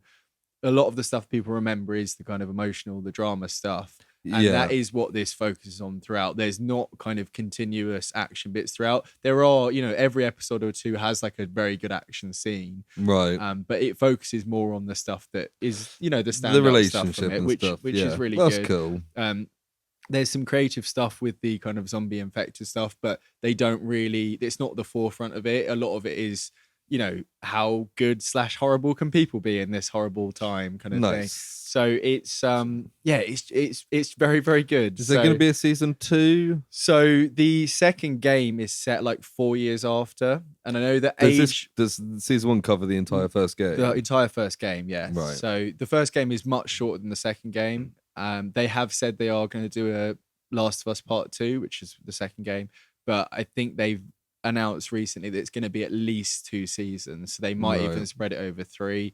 There's some stuff with kind of multiple protagonists and stuff that could lend itself to maybe even a season as one person, a season as another. I don't think they'll do that because that's kind of then you harder to do. Pedro Pascal for you as well. Yeah, exactly. Yeah, he's all the rage at the moment. Yes, he is. Yeah, so I imagine they'll probably have a little break and get started on it because Bella Ramsey is actually like 19, so she could play Ellie in 4 years' time rather than waiting 4 years for her to age into it, kind of thing. It seems very, very well received, even by people. Like I really like The Last of Us. The Last of Us Part 2 is fantastic. Like, if you get a chance to play it at all, I would 100% skip the first game, just go straight to it. Okay. It's really, really good. Like, genuinely really good. I'm probably going to play it again, like now, right now. Sorry, podcast over. Okay, well, I'll hear you next week. But yeah, it's not much I can say really. But performance-wise, really, really good. They add little bits and pieces that add into the story without kind of detracting from it. Lewis is doing a big yawn there. I'm which is tired. It's not my because of sign you. to finish it. No, yeah. If you do end up watching it in the next couple of weeks, then we can talk about it. When then. I've got like more free time that I can actually. So not in the next 7 days. Then. Not in the next 7 days. Once your time limit's over and you've beaten the Ringu curse, then you can you can get back. I to might it. just if I've got like some because I'll do Yeah. like a week trial. I need to watch 8 you episodes need in to a make week. sure, I yeah. need to make sure. I mean, you could do a couple a night. It's quite hard hitting at times, so you might not want to watch loads in one Yeah. go. But I'm sure you're a big boy. You Maybe- you can make it through. Maybe a hungover Saturday morning. Yeah, maybe. Don't get too attached to anyone. Oh no, Pedro Pascal. No, no, that's not funny though, Lewis, is it? No, everyone loves Pedro Pascal. Yeah, they do. No, that's all I've got to say about that. I've got a couple other bits, but I will let you speak for a little bit. So I went to the cinema theater, The silver screen. Some The people silver call it, don't screen. they? Yeah. on Sunday morning Oh yeah, to watch 65. that's a lot of films to watch in one go. How did you manage it? Possibly. It's actually only one film starring Adam Driver, and What? I'd say dinosaurs, but half of them aren't real dinosaurs. Ah. It's shit. It's really bad. You know what? So I asked somebody else about this, and their one-word review was also shit. yeah. So yeah, I was- was wondering whether you'd agree, because we like some quite bad films. you know. Yeah, and I went with a friend from work, and after I was like, "This for dinosaur movies, standards really low for people to enjoy. You've just Yeah. got to make it like fairly entertaining and have dinosaurs in it." Yeah. And And some cool dinosaur bits. And Yeah. some people doing bits. So in between. I didn't realize. You might have realized because apparently people did know that Yeah. that Adam Driver's an alien. Well, I don't really mind knowing. Maybe I don't So- want to know like the end, but yeah, like no, I know that in the first 10 minutes they it has crash it down. set up that he's a pilot for a spaceship that has people cryo frozen. Yeah. And an asteroid hits the ship and he lands on an uncharted planet, Right. which happens to be Earth 65 million So years it is 65 million years Yeah. ago. I mean, hence the title, but yeah. ago. Yeah. I wasn't sure if it was going to be like, oh, but actually, or maybe it's Planet of the Apes and they go back or whatever. Yeah, no, it's just he's from 65 million years ago. But like it just like the action stuff wasn't very good. There's So The so plots- they're not alien dinosaurs. They are supposedly real dinosaurs. which makes it even worse when like half the dinosaurs aren't real dinosaurs. right. What do you mean by that? Like they're just Made up monsters. And it's like what, like weird with weird extra bits and stuff. there's one that's like it's on like 4 legs and it's quite gangly. And it seems like something from like an alien film or something. Oh, And you're like, really? what the fuck's that? All the fossils went away. Yeah, and then there's a big one like on 4 legs, and I'm like, what the fuck is that? Like Some it's- people are probably like, it's cool. so weird because like there's so many dinosaurs. Yeah. And like there's Yeah. big scary ones, there's little scary ones, there's lots of different types of dinosaurs. There's ones that aren't scary as well. Yeah. You don't need to make them up. I don't understand that choice. Or have it where he's gone somewhere else and it's like that. Or either gone have somewhere that's- real dinosaurs or Yeah. go to an alien planet and there's like weird creatures there. Okay, let me ask you this, because this is what I thought of, and I'm sure many other people did. Is there any kind of seed planted of these are the Adam and Eves of us? No? No. That seems like a waste. Well, yeah. No, so the 2 characters is Adam Driver. I mean, I know maybe he's not gonna, with the There's one other person that survived, and it's like a young girl Yeah, who's like, that's what I mean, hey. maybe, yeah. Yeah. That's what I But mean. yeah, but maybe like the DNA went in the floor. I was or also something. thinking like He had a wank in a cave, all right? they crashed this ship, and like the ship crashes, like a big ship. And I was like, oh, they're gonna have to clear all this up, otherwise, humans will discover it. Yeah. No, It's just there. no, it's just there. And he's got Maybe this a dinosaur ate it. maybe. That big one. He's got this little doohickey, I'm gonna call it, which does everything. And Does it talk to him?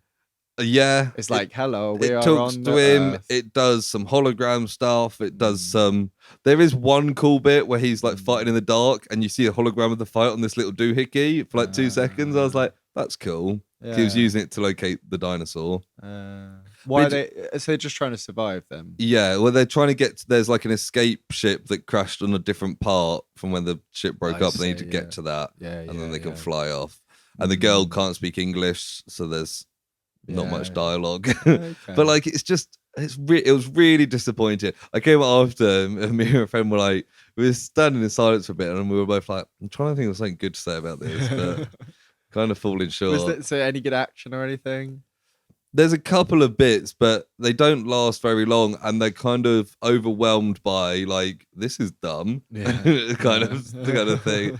Like there's a bit towards the end, it's not too much spoiler, where there's a hologram thing, and it's shooting out this hologram, and like from what you can see, that's like the whole blue background. But when you go around the front, it's just like full HD, full color thing they're showing, and I'm like, how the fuck does that work? And it distracts you from the scene, which is then meant to be a cool bit, and you're like, and it's obviously the little doohickey doing this. I was like, oh, this is really, really disappointing. I was quite looking forward to this. So I was like, Adam Driver, Dinosaurs, great. And it was weird because it was only, the trailer only came out like 2 months ago. It was a real like, this is just coming out and it's going to be out soon. And that could have been a nice maybe sort of they surprise. rushed it out because they were like, this isn't actually very good. That might be the case, So yeah, I watched that and I was bitterly disappointed. I will not watch that, no. A couple other TV. I finished watching Arcane. Yeah. Great stuff. Yeah. Can't wait for season 2. Cool, me too. Didn't completely follow all of it, but I may not have been giving it 100% attention. I know a lot of it kind of comes to a head and it's like, are you going to be evil? Maybe I'll be a bit evil and let's have a fight. I liked the different little like groups that end up together, like the cop woman and the punchy sister. They're like, they've kind of got a bit of maybe a romantic, at least a friendship thing going on. Yeah, it's quite interesting. Because it's got the time jump, like seeing some people you recognise from when they were younger in different situations. Yeah. It was quite cool. I've also been watching through The Bad Batch. I haven't caught up. Been back on. Yeah. I was very indifferent to season 1. I've been indifferent for a lot of this. But I did see it got to one episode and none of the Bad Batch are in it, and it's a really good episode. Oh, really? Okay. Yeah, it's I know you won't really care too much about spoilers, but it's about the Empire want to get rid of clones and bring in their own military, as we know they do. So they bomb Camino to shit. Okay. And one of the clones wants to like expose this, and then it's all about kind of that. Captain Rex is in it, and like it's quite cool. And it felt like a Clone Wars episode because it's like centered around clones, and Senator Organa is in it, and you're like, oh yeah, this. And then the next episode then leads into the Bad Batch, and I was like, I saw a meme of it on Reddit, which was like, the Bad Batch and the Book of Boba Fett both having the best episode, not including any of the main characters from this series. Yeah, well, we kind of get a bit of that with this Mando we'll talk about in a bit. Which, funnily enough, mentions Camino as well, actually, in that. Yeah. But the Bad Batch is fine. I think. Yeah, I don't imagine I'll ever watch it unless, like, it has big, wide impact. If it has implications later, or like it gets really good, or if I go on like a bit of a Star Wars, binge, which I almost did for like when Ahsoka was going to turn up in whatchamacallit, Book of Boba Fett, Mandalorian, I think it was. What's it? Mando 2, yeah. Okay. When that was when I watched turns up in Book of Boba Fett. Yeah, I watched a bit of Clone Wars and I was like, but I didn't really get into it. I think because I've watched all the Clone Wars and all of Rebels, I'm like, I might as well watch the Bad Batch. Although it was confusing watching both that and the Mandalorian at the same time, because it's like the Bad Batch is set or something. the Bad Batch is set just after the Empire's got into gear, and the Mandalorian set just after the Empire. So it's both like new well, new eras, new kind of eras. unexplored time zones. Yeah, yeah, that. Yeah. What else have you got before we go into A couple of bits. I started watching the White Lotus. Have you heard much about that? I've heard of it. Yeah, because the second season finished a month or two ago, and I'd heard lots about it, and it's on Now TV, which I know you love Now TV, Lewis, and you've Love it. definitely got a subscription to it.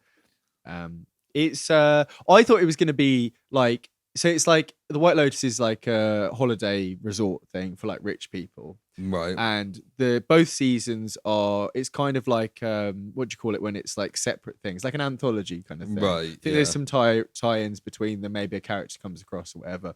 This one's set in Hawaii, and it follows like a group of really rich people. Maybe some of them aren't so rich, like they're like the point of view characters amongst a group of people. Right, yeah. And it starts off where you know that somebody has died during this week period. And I thought it was going to be like a murder mystery, but I've watched 3 episodes and there's no murder mystery going on. Just genuinely intriguing, like drama with good comedy elements.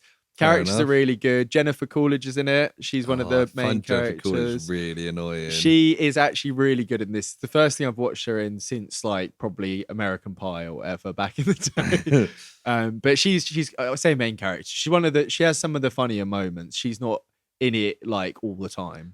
That's good. there's a various group of people that you probably recognize. I'd seen them in certain different bits, but it's super high quality. Like the cinematography is really good. It's got like a really weird soundtrack that makes you feel like a bit like anxious, like something's going to happen, and it kind of keeps this weird like tone throughout. And I imagine it is building up to some sort of like accidental death or a murder or something. But right. So far, it's been, I wouldn't quite call it like a slow burn, but like it's definitely engaging. And there's only 6 episodes, so I'm just gonna keep going through it, and I'll find out what happens, and then I'll get to season 2. And I think season 2 got a lot more like press. Like I think by the time the first season kind of snuck out a little bit, and when it came back for season 2, everyone was like way more on board and was like, "What's gonna happen?" and all that kind of thing. Yeah. But fair enough. It seems like it's got a lot of random people that I kind of half recognize from things. Some of those might be from season 2 if you're looking at a cast list. Yeah, like Theo James, who I've definitely seen in something. Maybe actually, oh no, you haven't seen that episode yet. There's someone from an episode of The Last of Us who's in it, but you haven't got to that yet. Nope. No, but yeah, really, really good. I will probably get through that in the next week or so, and I'll probably talk about it next week. Nice. And one other thing I've watched before we talk about Mandeville Population Us, Paprika. You've just been sitting in your kitchen looking at your spice rack. Yeah, I've been looking at Paprika, got some cumin. No, it's the anime from 2006. The anime. I think you'll find the anime from 2006 is Project Blue, Earth SOS. I think it's from 2006. Let me do a quick Google. 2006, yeah. And it was directed by Satoshi Kon, who also did Perfect Blue, which is another anime which was very well received. Bit of an anime boy these days, aren't you? It is one that you may have seen, has some similarities shot-wise to Inception, which came out a few years later. So there's a couple of so I'll tell you the premise. I'll read the premise out, and you see if maybe Christopher Nolan was perhaps a little bit inspired by this. Little bit inspired. So the story is, this is from Wikipedia. The story is about a battle between a dream terrorist who steals a device that allows others to share their dreams and causes nightmares for people, and a research psychologist who enters the dream world and changes into Paprika, a dream detective, to investigate the cases. So there's some shared elements there. Yeah, I think Chris Nolan definitely took some ideas of that for the Batman films. There's a couple of scenes. There's a scene where a character is running down a hallway and it's kind of twisting and turning and spinning. And it's very like, it's almost shot for shot. Very like 1917. There's a do that Dunkirk. And even the Batman's not Christopher Nolan. I said the Batman films. Okay. And there's another shot where she's in a kind of dreamlike scenario. You might be surprised to find, And there's a mirror, and she touches it, and it all shatters, which is a bit like Elliot Page bit where something similar happens. In Oppenheimer. In Oppenheimer, yeah, we got that preview, didn't we? Yeah. Yes. But other than that, it's quite different. It gets much more like colorful and wild, and there's weird parades of like dreamlike characters and stuff. And it's quite like, it's a psychological thriller. It has some weird, wacky sequences, but all very kind of like with a little weird, dark kind of twist. It's a bit like a Studio Ghibli film if they were allowed to be a little bit more adult in terms of right. Okay, cool. the kind of visual stuff. Sounds pretty fun. It is very good. It was only, as I always like, it was only about an hour and a half, which is fantastic. Perfect. Been meaning to watch it for quite a while, and I will go on to watch Perfect Blue as well, which is a more grounded like revenge thriller that I think came either a couple of years before or a couple of years after, maybe late 90s. So yeah, Cool.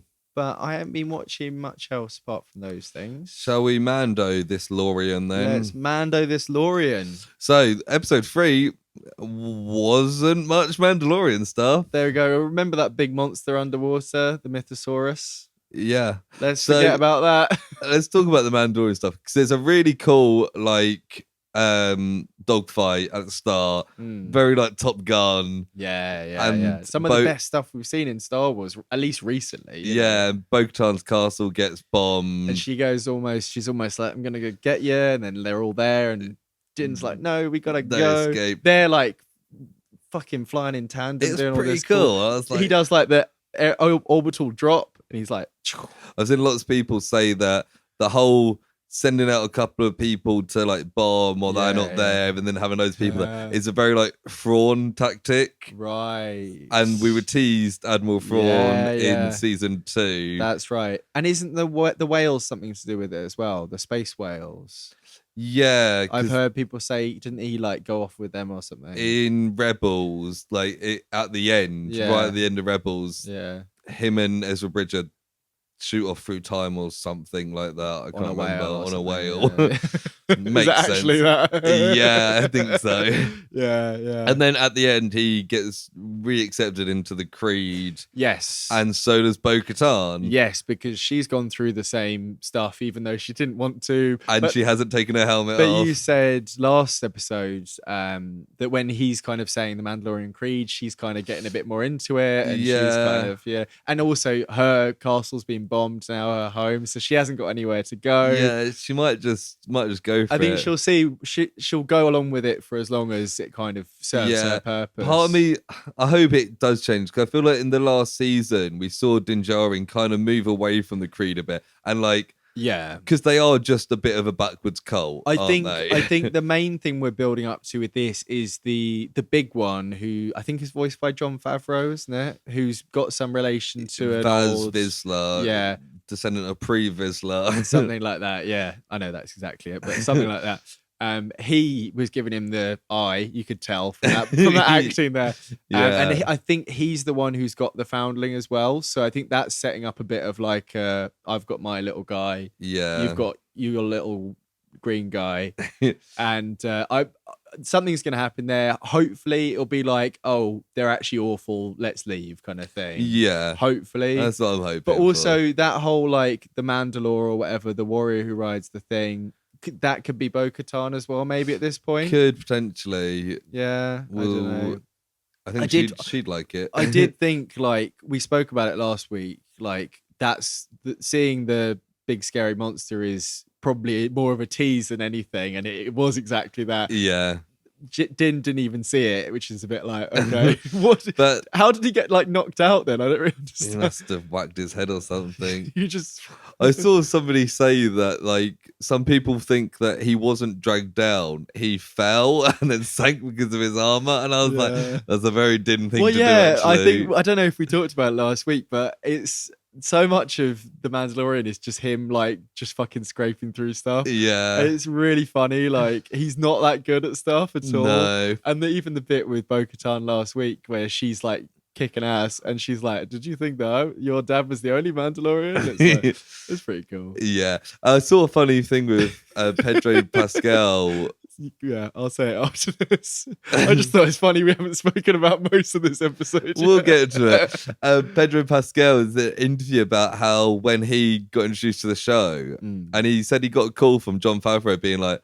"Hey, I'm making a Star Wars series. Are you interested?" And Pedro Pascal was like, "Of course, like yeah." It's So Star obviously by Wars. that point he'd done mainly just Game of Thrones, what he was known for, Yeah.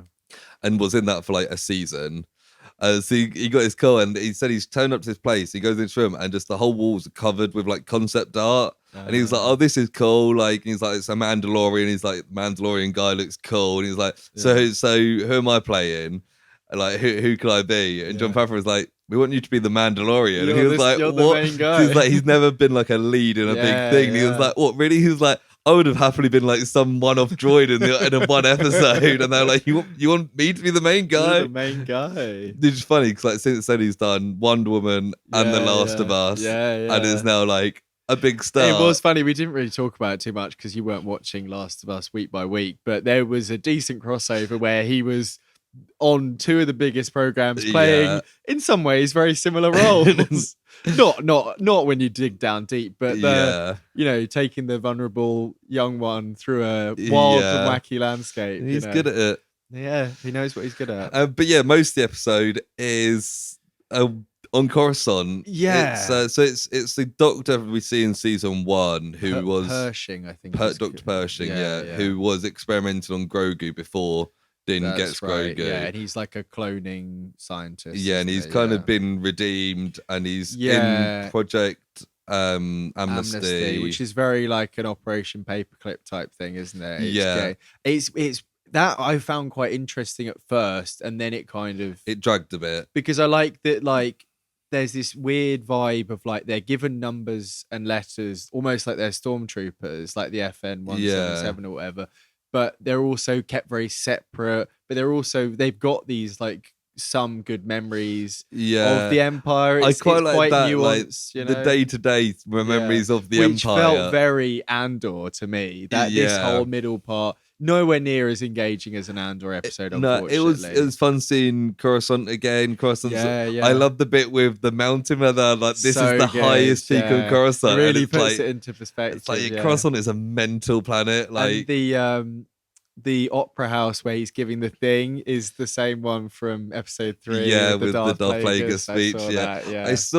I read a couple of things about how this episode goes to show that they're not throwing away the sequel trilogy. One of which was the fact that there's this amnesty program. One of the kind of ongoing themes of the sequel trilogy is that the Republic are way too forgiving of people and way too reluctant to fight against people. And we say that in this with them just giving like this guy is a war criminal, and after like a year they're like, "Yeah, come work for us." Like they're way too forgiving. Another thing was that we weren't sure in season 1, but it's confirmed here that he was experimenting on Grogu to clone him for his Force powers. Yes, yeah. Obviously, later on, Palpatine clones himself for Snoke. Exactly. So it's like, oh yeah, no, what he's working on now will build up to to what Palpatine does in the sequels. I think I've heard somebody say that there is a little Snoke theme in at one point, like there is a little musical cue. So I think they've embedded that. I'm glad about that because I know a lot of people don't like the sequels. I really like The Force Awakens and The Last Jedi. I'm glad they're not. I'm pretty sure at the end of season 2 of Mandalorian, didn't we see like some Snokes in a tub or something? I think that might be your search history, Sam. No, there was I was thinking of Snakes in a Tub. No, the real downgrade of a sequel to Snakes on a Plane. No, there was Samuel L. Jackson's just in the middle, like, I really hate snakes. No, I'm pretty sure there was a bit with glass. I don't remember that. Or maybe that was in The Rise of Skywalker. In The Rise of Skywalker, we see a load of test tubes with Snoke. That's what I'm thinking of. Snoke's in the tube. No. But yeah, it seems like they are building. I mean, we've got a good, 25-year gap between The Mandalorian and The Force Awakens that is currently empty. Well, so there's some interesting stuff in this because, like you say, like I think some of the world building again, it's that hot phrase there. Like we see like the entertainment, we see like the juggling, the glowing lollies, like Yeah. that's all fun. Star Wars has always been good at world There's building. always just a weird little thing going on, and then the what was she like? Communications officer or whatever. Yeah. She's like, oh, I've got people who can get your research back on and all that sort of stuff. And then they do that whole thing where they're on the train for ages, like supposedly sneaking around, but I don't know why they have to be sneaking. Oh, because they're going out of their zone. But like, it's not. I didn't really it's feel dragged out a bit. Yeah, and then they go to like the old Star Destroyer or whatever, Which it was is. cool. It's quite cool. And then she's like, "Which box do you need?" And he's like, "This box." And then they leave, and then it was a double cross. Yeah. But then she takes that box away, right? Yeah. But then how come like she was allowed to take that? I guess she's working with these guys as well. Yeah, I think she might still be working for Gideon. Yeah, because they mention him. They say like, "Oh, did he get mind flayed or whatever?" Yeah. And then he gets mind flayed. Also, that scene where he turns to the Mon Calamari and goes, "It's a trap." It's like, oh, nice. And I liked the when the guy's talking to you about the mind flayer thing. He's very like cheery, and it's all very like, "We're not the Empire. It's very positive. We'll put it on the lowest setting." Leaves and then just. And it seemed quite nice. He seemed to be enjoying it until she whacked up and. And is the mind flayer? Is that something we've seen before? I don't think so. Because the only two things I can think of is both. There's the weird squid thing in Rogue One. That's what I was thinking of. And first. also the torture thing from Andor. That's like the audio torture thing. Yeah. I think that maybe that more so. When they first said the mind flayer, my first thought was the little squid. Yeah. Oh no. Do you know what I mean? Yeah, it's there's the squid. a big squid that comes and gets Riz for some Ahmed reason I and thought it was wipes a his slug, mind. but no, it's the squid. But the fact that it's like this thing that kind of pulses in, maybe it's that screams of the dead children or whatever that was that weird dark torture thing in Andor. But either way, like I guess maybe that's Pershing out now because they said if you put it up to full, it wipes your mind basically. Yeah. So, but I guess that's just teasing Gideon coming back essentially. Yeah. I imagine he will, or maybe like you say, if it's Thrawn, maybe he's taken over. But Thrawn would be more of a Ahsoka series thing, wouldn't it? Yeah. It would make sense. They mentioned Gideon. They were like, didn't he die? No, he's on trial. Is he? Where is he? No one knows. It's like, well, he's turning up again, isn't he? He's going to turn up. That's good because what's his face who plays him is a good actor. Gus Fring, yeah. Giancarlo Esposito. I saw that Pershing is the first person in live action Star Wars to wear glasses. Apparently George Lucas didn't. That was one of his initial rules. Apparently it was in a Clone Wars episode, but live action he's the first person to wear glasses. Nice. Which I'd never thought of before. No, nor did I. I saw a clickbait article earlier that was like, he breaks the one George Lucas rule of Star Wars costume design. And I was looking for it. I was scrolling up and down. It's one where it does his whole history. In the middle somewhere, it's like he wears glasses. They're pretty cool sunglasses, though. Yeah. But yeah. I would like him to come back. But it seems like he's done now. It was weird to have it. I spoke about the first episode being really bitty. And this felt like that again because it was like, I'd almost rather we didn't go back to Jin and Bo-Katan at the end because it kind of felt like it makes you realize what you've just been. At least maybe split the Pershing stuff over like a couple of episodes. Yeah. I would have been way more engaged if it'd been the opening and then we'd seen more of the main lot, and then it'd be the bit where he gets convinced, and then it's another episode, and then. It really felt like a reaction to Andor. Like people really like this. Let's just put it all in one big thing. Unless they've got something big coming soon, and they're like, we need to get this stuff out of the way as soon as we can. Yeah, it may have been a case of like they thought that the next thing didn't make sense without this, and they tried. I don't know. Like it wasn't bad. No, it was just like. I preferred to watch The Mandalorian. Yeah, and I think the reactions generally have been quite mixed. And some people agree with us. Some people are like.